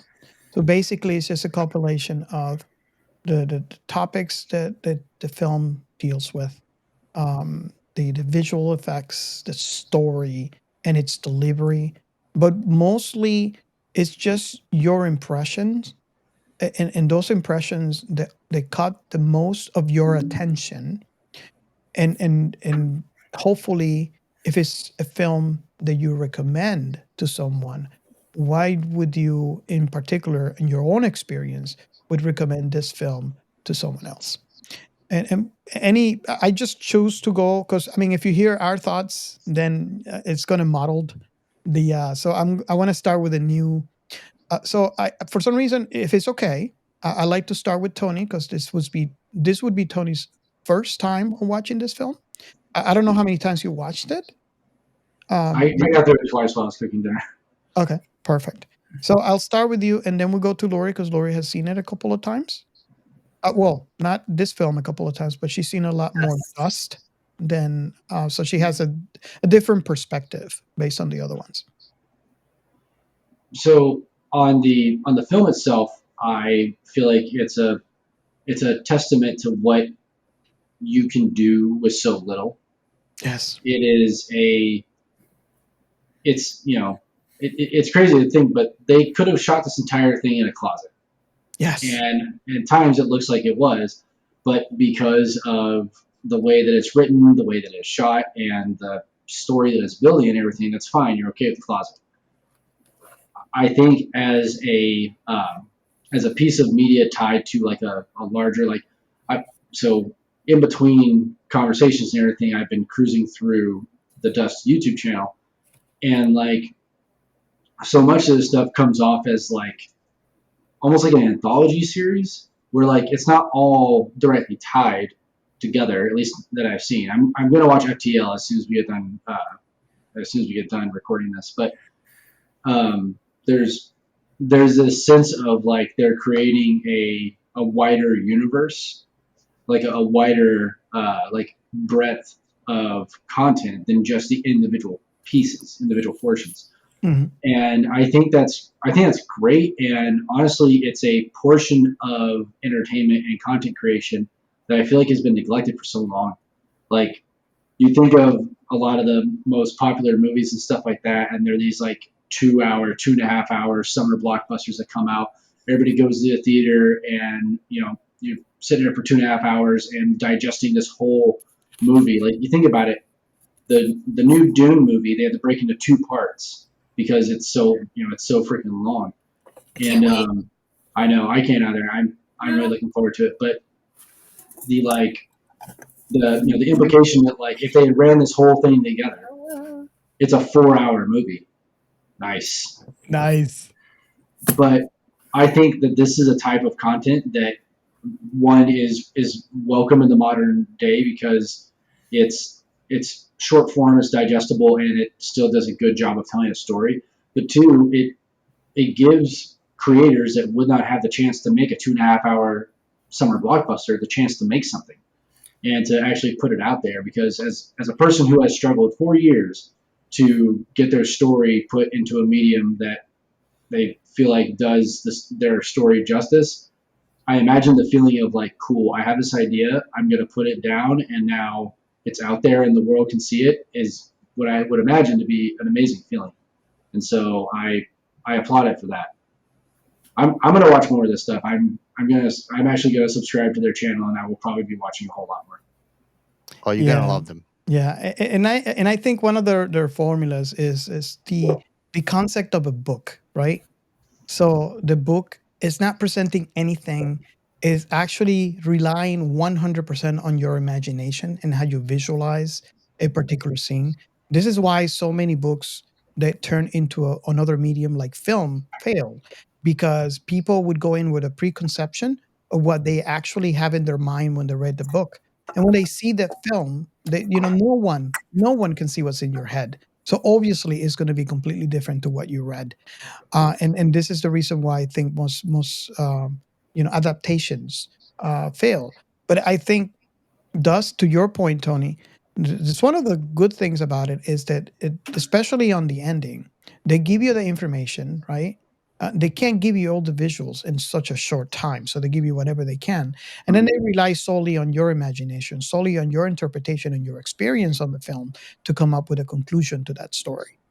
And I think it's great because that's why, in my opinion, books are such a great medium. Completely agree. Okay, so I guess we can move on to Lorie. So, a couple of things stick in my mind. So, I agree with everything that you said.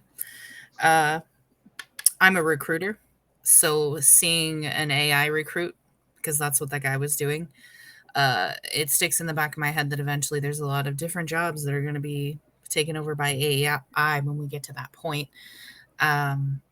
So we've got the recruiter space filled. You've got the therapist slash counselor space filled with AI and things like that. So just seeing it actively happening in a film and being spelled out in front of me, like, puts the nail in the coffin for me that at some point there will be no need for recruiters and therapists and counselors at some point, possibly. Yeah. So, and they've got to probably at some point, if they want to protect these different types of jobs like that AI can take over, they're going to have to put in legislation and do something about it. So that's one thing. That's just its own little thing. No, it's a very valid point, though. It's a Valid valid point that you bring up. Yeah. Gotta pay my bills. Yeah, Otherwise, I'm gonna have to open an OnlyFans feet page. So then the other thing, all the points you guys brought up, but just going back to the point of, for me, it ending on the validation and the hope that it ends on, is wonderful, because you're used to seeing a lot of times little sci-fi shows like this, like in Black Mirror. A lot of times it ends kind of like a very cautionary tale, and you walk away almost feeling kind of dang, like dirty, or you just feel like, oh man, they did her wrong, But to be able to see sci-fi played out in an arena where it's not necessarily a cautionary tale, it's just a tale that tells you what are the possibilities, and it's tending to end somewhat positively or in the favor of something.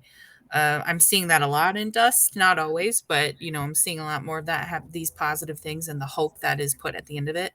And I think that our society likes to fixate on negative.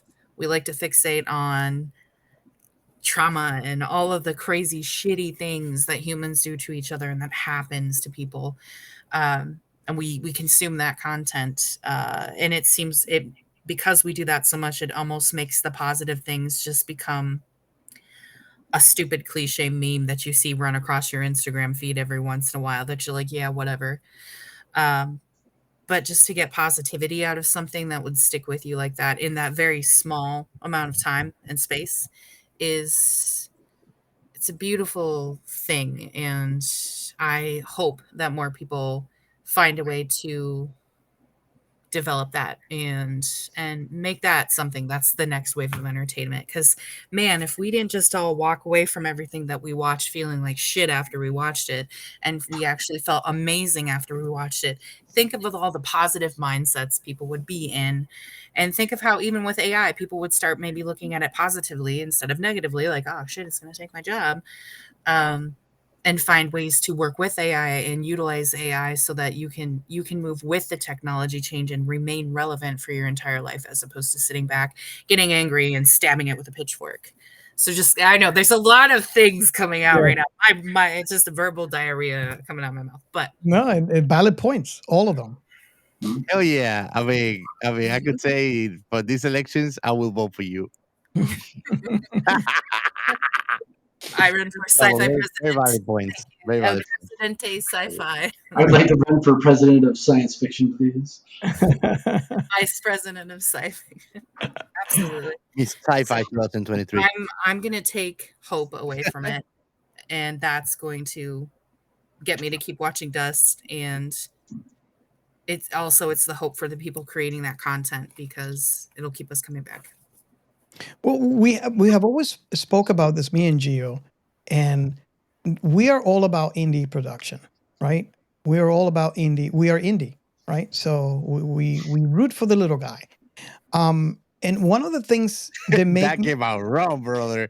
well in the mind of Captain Chaos, so We root for the little guy. exactly. So basically, what it is it makes me feel great that an let me call it organization like Dust is provided a medium for the little guy, for the indie producer like we are, for they can get their content out there, and such a great content. I mean, this, and you probably are getting tired of us talking about the level of special effects is equaled to like Star Wars or Star Trek. I mean, it's incredible that a film created by an indie producer could have such a high quality, production quality as the ones that we have seen so far. Now, I do open it up to everyone here. If you have seen a Dust movie that sucked or had a really low production value, please reach out, give me a link. I'm curious. So far, We want to watch it.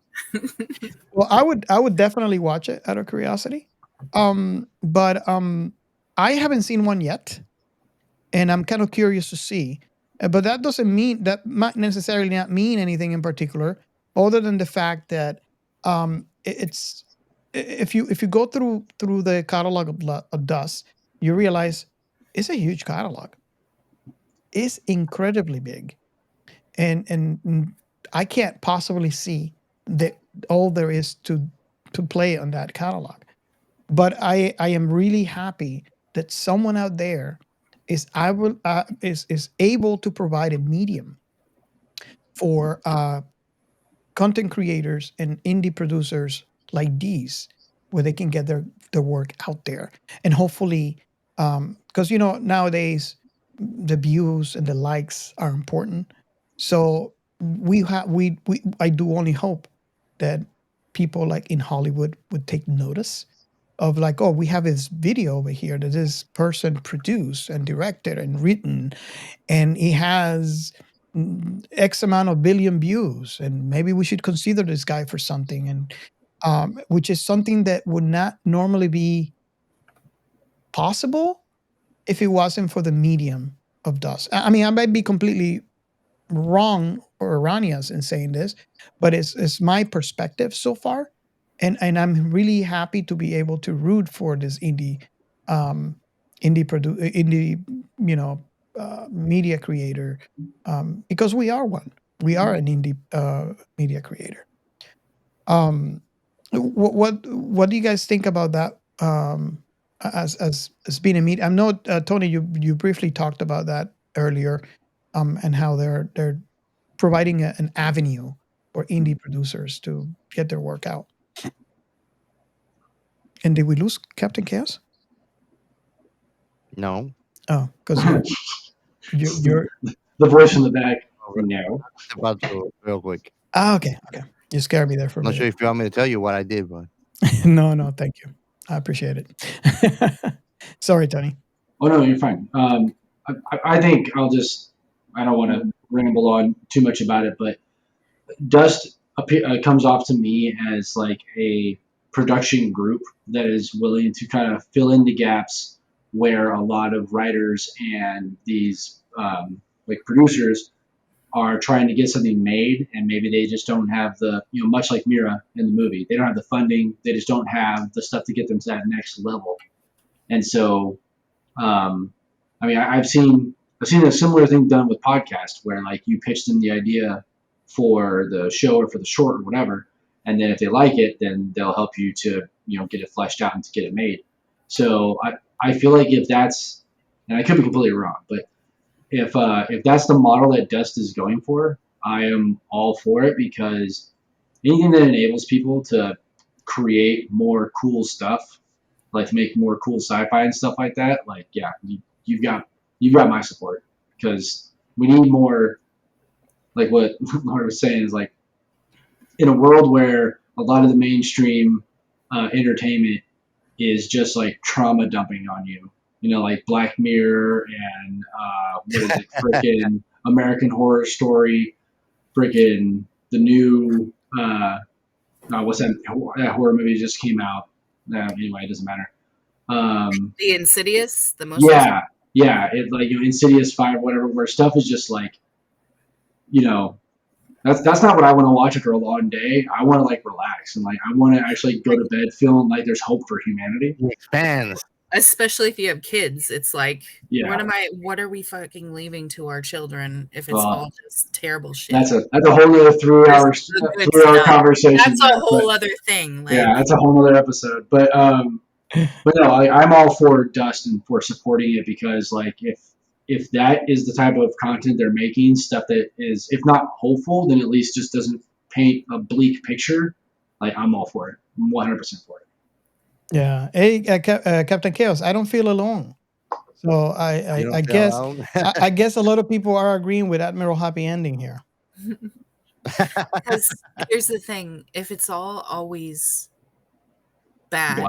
It's all and blah. everything's bad, what is the fucking point? I'm sorry, I should be swearing. What is the Yeah. point? You could. No, you're Like, you're It just absolutely right. makes everybody want to crawl into a hole. Like, why wake up tomorrow if there wasn't, like, what's the point? So Why watch Tarantino? what's that that saying from like the 90s, garbage in, garbage out? So if you can Yeah. surround yourself with positive things, and as much as possible, genuinely positive things, not inspirational quotes, like legit positive things, Mhm. and like live You those, don't like Tarantino, then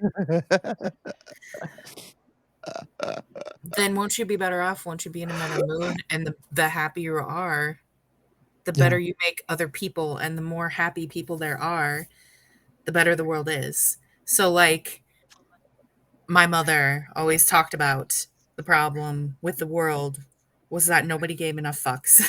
She didn't swear, so she didn't say it, but like that. And she said, Really? I think maybe if everybody that could give an extra fuck, not obviously not the starving children in Africa and like the war-torn countries, because they have no fucks left to give, but the ones who legitimately have fucks left to give, if everybody, so let's say that's like 6 billion people, right? Out of everyone could give one additional fuck every day, maybe Yeah, just turn around and tell a stranger, fuck you.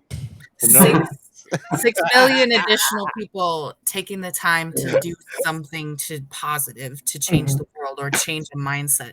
6 billion more of those every day might change things, might change the world, might make it so that we don't blow ourselves up, might make it so that we're able to do space exploration, might make it so that, I don't know, maybe we can fix the world that we jacked up so badly that we have nothing left to give our children because they're going to die here and we're not going to live to see that.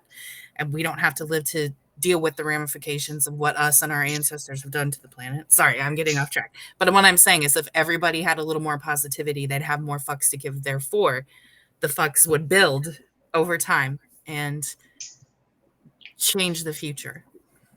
I would have to agree 100% with that. And Sorry, that was a lot of swearing just to be positive. I apologize. I think you were actually under your fuck quota, so good job. He's like, right. That I agree with you 100%. Yes. Can we add that? Can we add that somewhere in Sci-Fi Room? Lorie's fuck quota. No, wait, no. Never mind. I just heard myself. Nope. Never mind. I strongly believe that if everybody in this world is able to see the spaceship that we're in, I believe that 90% of the people that live in this planet don't realize that we are in a spaceship. And the spaceship is very fragile. And this is why you hear stories when astronauts go out into space, or now the new commercial astronaut program, and you hear, people that were lucky enough to go in rockets and go into space. And let me clarify this. This is not technically space, right? This is the border of our planet. I think the impact will be huge if they're able to go beyond the moon and look back on Earth, right? But still, even at that, even being at the border of space within our atmosphere, looking back our planet, the impact is huge. And you can go online, and I invite everybody that is listening to this show, go online and look up reactions of anyone, including astronauts, when they come back from being in space for the first time. And it's very humbling. We have a very small, as thin as a piece of paper, slice of paper. If you look at the planet, that is at atmosphere. That is what's keeping us alive. This is our own planet. If someone realizes, which again, I said, I want to say 90% of the people living in this planet don't realize that we live in such a fragile spaceship going through empty space at million miles a minute. You don't realize right now you're actually moving in space. You feel like you're not. But not only are you moving because of the rotation of the planet, you're also moving fast because the planet is going through space around the sun, and the sun is going around the Milky Way. So just put that into perspective. When these astronauts look down on Earth and sees how fragile we are, that blue marble right below them, I think if everybody if you're is lactose intolerant, just put that into perspective. if We're in the everybody Milky Way. if everybody is able to see this, and I'm very serious about this. If everybody is able to see this, I think wars will end. Because when you see how fragile it is, we need to work together. We need to put our hands together. Instead of working our differences and fighting out, we need to work together, because it's very easy for this planet to be wiped away. And this is sad reality, right? This is why we have wars. You're fighting about land. And where's that land? In this fragile little spaceship going through space. That, you know how many asteroids there are in the universe, and it only takes one to completely wipe us out. And you're worrying about the lines that divide your countries, or being able to take more made up lines, by the way. Made up lines. Yep. So I always believed in that. I always believed that if everybody in this planet is able to see that blue marble just one time, wars would end. But then again, that's just my opinion.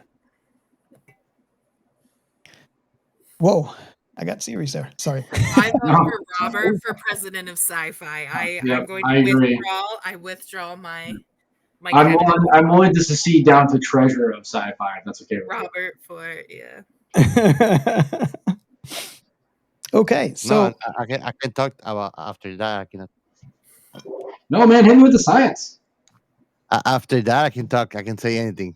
It will yes. be just too little. But and I said that in previous episode. It's just something that I find it very sad about the state of society today.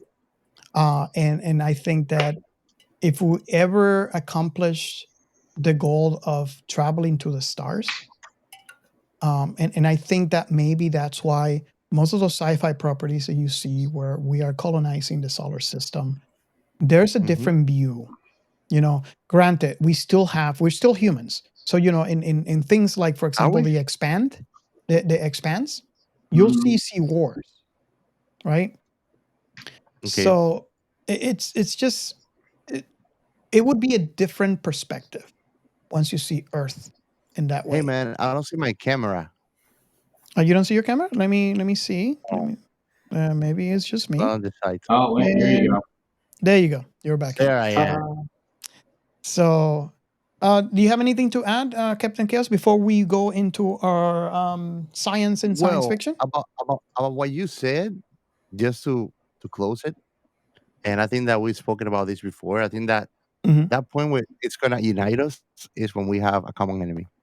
That's what's gonna take for humanity to unite itself as one, once and for all. Yeah. Is once we find something, a threat or something outside of our race that is different from us and might be threatening, that's when we are gonna come together. We need to come together against It's all either the gonna over Karens. come again. We need to come together against all of the Karens. Kind of. It's gonna be either that, it's gonna be either they're peaceful, but they're not gonna let oppress. They wanna merge, or it's gonna be overpowering, and we're gonna either be successful or not. You know That's that there's what going it's to gonna be a take. Karen. There's going to be a Karen who programs an AI to be just like her, and that's the end. That's the end Except of for all of wives. it. That's the Except end. for wives. Robert. Just an infinite string of I want to speak to your manager. That's not how I want to die. Except for wives, for sure. Oh, Mars attacks. The Stepford wives. Oh man, that's another. Speaking of AI, well, we've already gone too long at this point, but that's another one where like that very much subverts a lot of the typical tropes when it comes to sci-fi, where like it is the like what I was talking about with steampunk earlier. Like on the surface, everything's idyllic, and then you get to the grime underneath, and you're like, wait a minute. So Yeah. yeah, that's a good one. I should go back and watch that. Yeah, we did, and for all of you out there who Put it haven't, on the board. we actually did an episode on Stepford Wife. It was a great episode too. One of my Oh yeah. so it's the one with because there was Matthew Broderick and with Christopher Walken's. That's the yeah, one. Oh, Christopher Walken, Matthew Broderick. I think Michelle Mhm. Pfeiffer's in that movie too, right? The blondie of the '90s and Nat King. I forgot Nicole Kidman. There you Ended go, up Oh, man. Nicole Kidman. So that's right the on. one. We should do an episode on the other one though. But yeah, Catwoman. for now, that's the one. Awesome. So, anything anyone else would like to add before we move on to our last segment? No, I'm I think good so. over here. Okay. I think I've already talked too much as it is anyway. Okay, so we're moving to our next segment. Science and sci-fi. And for this one, I actually got something very interesting about light detection technology. And what I have here, it says that it's a broad field that encompasses various methods and techniques that uses to identify deceptions and falsehood in human communication. While no method can claim 100% accuracy, several techniques have been developed and studied. Here are some scientific data and information about commonly used detection technologies. Now, I'm gonna mention the ones that I think are the more interesting and more used, Mhm. because there's some of them that they tell you, and then it's like but nothing really to back it up. So I'm not gonna even bother with those. The first one that you guys most know about is the polygraph Yes. examination. And the polygraph, also known as the lie detector test, is one of the most well known methods of lie detection.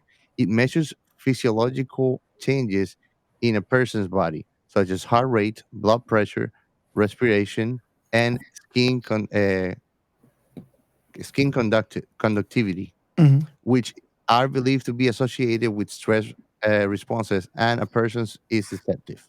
However, the accuracy and reliability of polygraph tests have been a topic of debate amongst experts. Studies have reported variable accuracy rates ranging from 70% to 90%, depending on the context and expertise of the examiner. I Now, the other one, I like what do you to think about that one? before we move into that, I like to talk about that. This is one of the things that it's kind of scares you.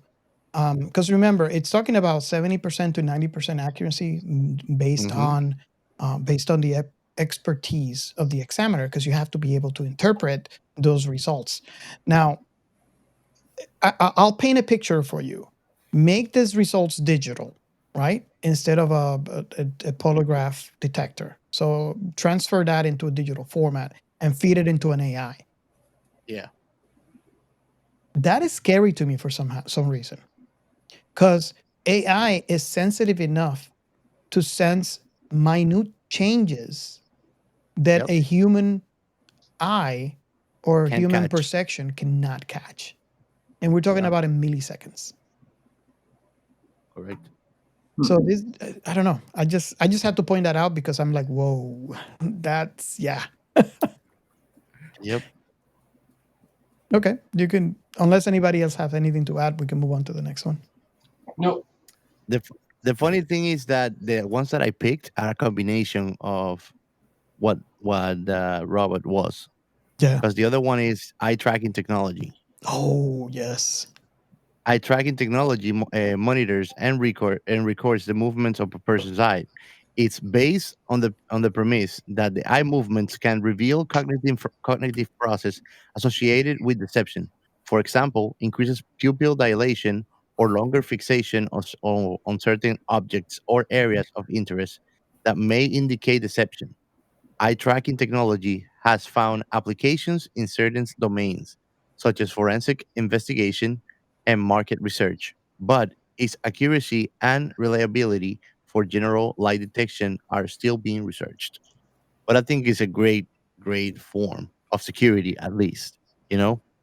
Well, I think all these technologies could be meshed together. Yeah. So I think the combination of eye tracking with polygraph feed in a digital form into an AI would produce better results than if you have a human looking at the both of the results at the same time. Yep. Because of and again, this is a scary thing about AI is the capacity of AI to compute at such a high speed, in milliseconds, and able to detect mind changes so small that a human cannot catch. I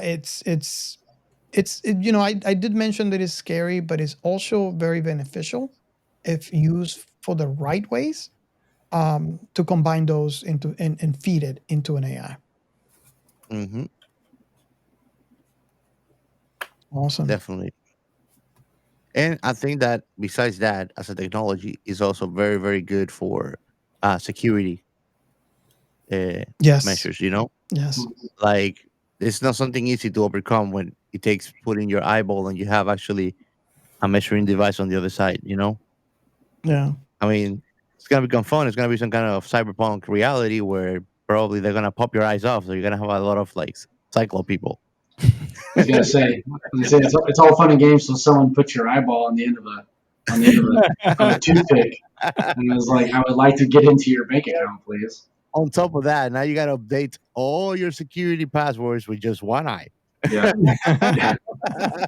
Man, someone stole my eye. I'm gonna have to change all my passwords. And scan, scan that one eye again all over 3 days there. I have one comment for you, Captain Chaos. Yeah. What do you think if you if we're able to move AI from your traditional computing devices into quantum. I think that that's gonna be the beginning of the new revolutionary world of technology. That's what's gonna be Singularity? the next. Would Not you? gonna be singularity yet, but I think that once we have quantum computers fully functional, or at least capable to do what a normal one does now, which will take a lot less computer to do. Once we are able to master it to that level, we'll be able to see things in technology that we didn't dream to see in 100 years. That's what I think. That's how advanced I think quantum computer is and quantum science. Hmm. I think, and I don't know if you guys are familiar with quantum computing. Obviously, quantum computing is in its infancy right now. So Yeah, if you look back and how computers were, at the beginning, the infancy of computers, you look at logic gates, and let me explain what logic gates are. It's basically a gate where an input comes in, and there's a gate that says either yes or no, one or zero, and that's how usually the beginnings of computing works. Um, the logic gates are limited to ones and zeros. So technically, there's only two possible things that could happen. So that's why you have the bits, like 32 bit, 64-bit on a computer. Um, Quantum is mind blowing to me because you're not limited to ones and zeros. You're limited to one and zero. You're limited to, let's add those up, right? You have one, you have zero, you have zero zero, you have one one, you have zero one, you have one zero. How many possible computations you have in there? And remember, computers today still work on the basis of one and zeros, and that's how they pick up their speed. Now imagine going from just two possible gates into going into like all the ones So that I yeah, mentioned. to like an almost infinite number of like potential like uh, outcome variables. And if you look up in Google, you can. There's one in particular. There's very differences, right? Where you can find. There's an article that I found on Life Science that says quantum computer is a new generation of technology that involves the types of computer that does 158 million times faster computations than the most sophisticated supercomputer. And I am not talking about your Alienware at your house. If you're nah, able, to get an that's able, trash. That's trash. we're talking about those supercomputers that are used on like organizations that need to be kept Server cold rooms. in an actual server room, cool by, but you have to go in with jackets on because it's so frozen in there. This is 158 million times faster than that. Just let that sink in. Damn. And we are at an infancy of this systems because right now, if you want to play around with quantum computers, you can. There's a program from Google where you can sign up and you get access to the quantum computer they have. And there is also IBM has a quantum computer that you can sign up and use their system. Right now, they're encouraging programmers to play around with logic gates, just like we did at the beginning of the computer age when we were inventing computers, where you were actually testing out, what you could do with logic gates. So right now, this is what we see. You can sign up, you can actually play around with logic gates, and they're very, very curious to see what you can do with it. But this technology is growing. It is in an infancy, but it will not remain a baby forever. And this is the thing that is mind blowing to me. We have a lot of technology that is so advanced right now with just the computer systems that we have to this point. Hmm. Just imagining that one day we'll be able to use quantum computing for the same level of technological advances that we have right now is just mind blowing to me. Virtual holes. And that's what Captain Chaos is thinking. If you ever watch our Cat Planet Cuties episodes, Ooh. yes, That's Oh that's God.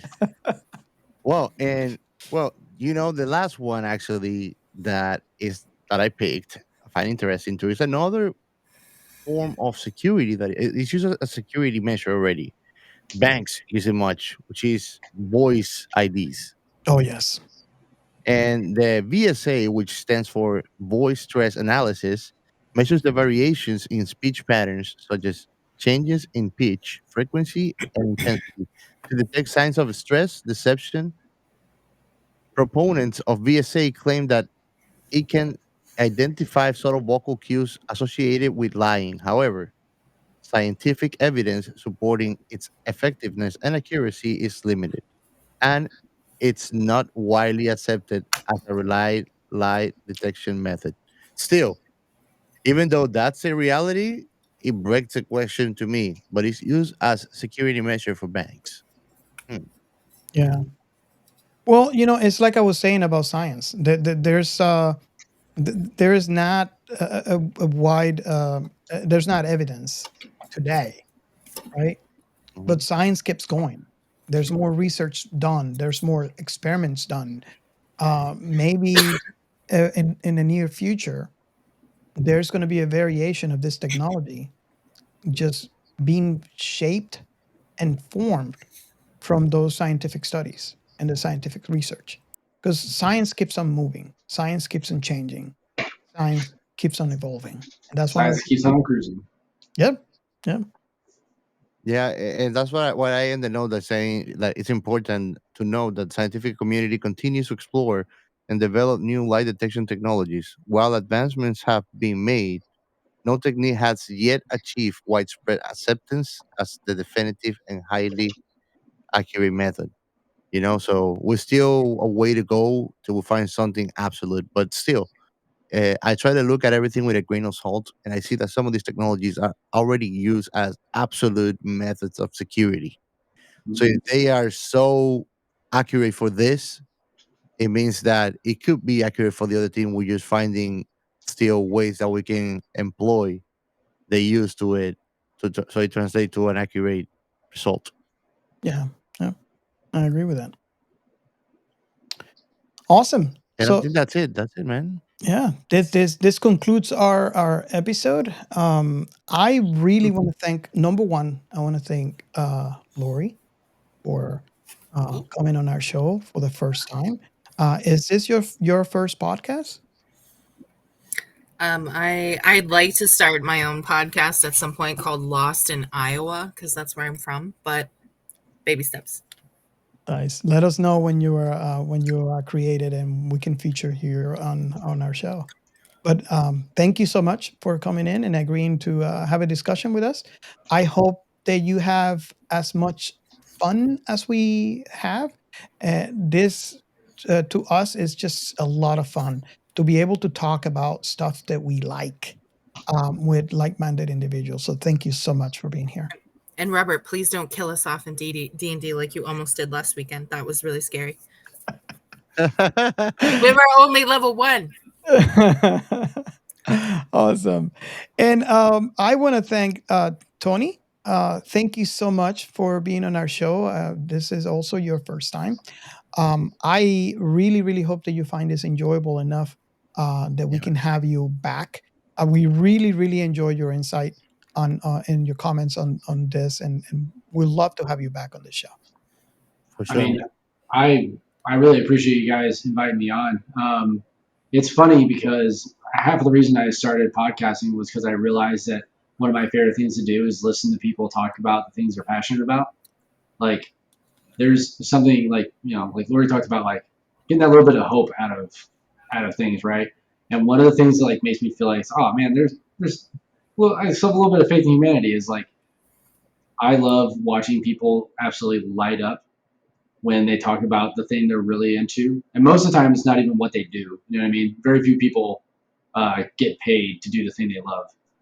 But whenever you talk to just a random Joe at like a social function or something like that, and you finally crack through the shell and you find out that they're like really into underwater basket weaving, and you're like, no, please tell me all about underwater basket weaving. As soon as they realize they have that audience, they That's the just thing. Yes, it is. I mean, it's a joke about how to get into the FBI you just need a degree. You could have a degree in underwater basket weaving. But but anyway, so all that to say is like I'm thankful that you guys brought me onto this show because I can tell that you guys are passionate. I can tell that you guys are really like invested in not just the subject matter, but like thinking beyond the subject matter, which is really important. When yeah, exactly, the galaxy brain behind me here. But that's really important when like you can sit here and you can just talk about and just break down individual sci-fi into its component parts, and in a lot of ways kind of ruin the fun of sci-fi in doing that.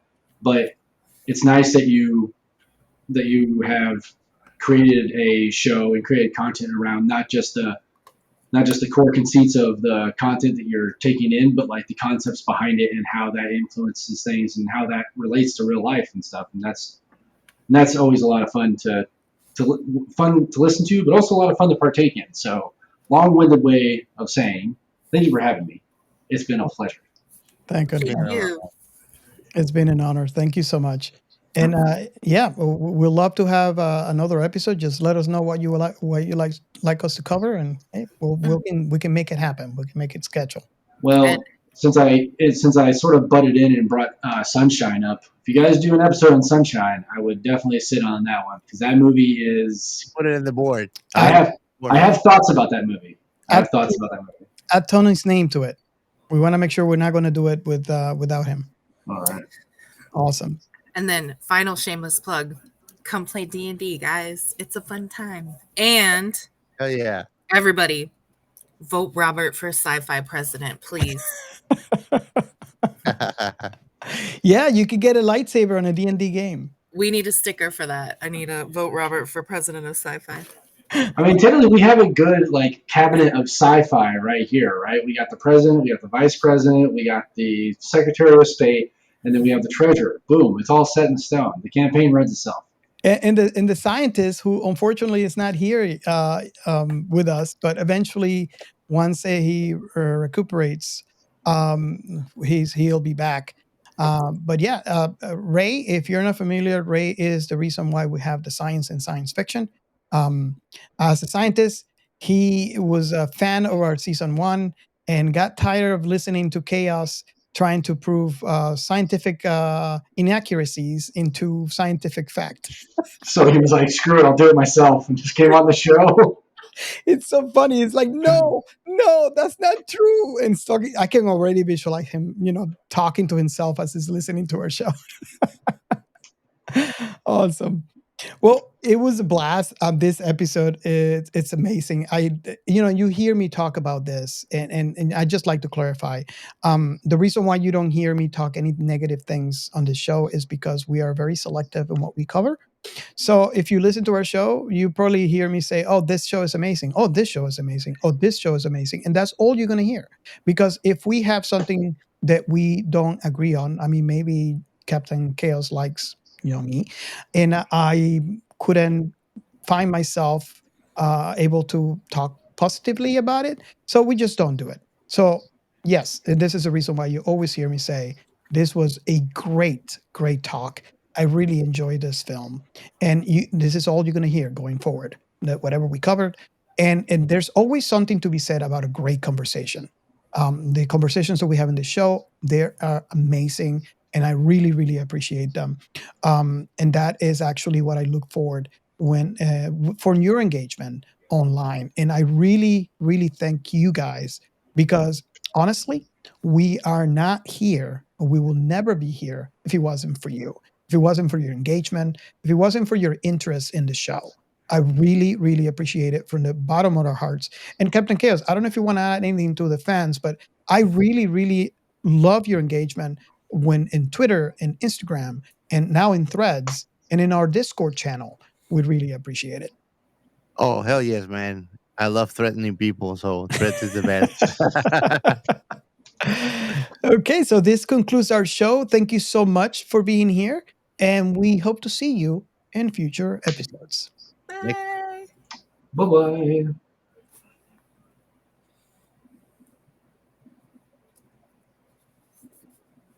He has pressed the button.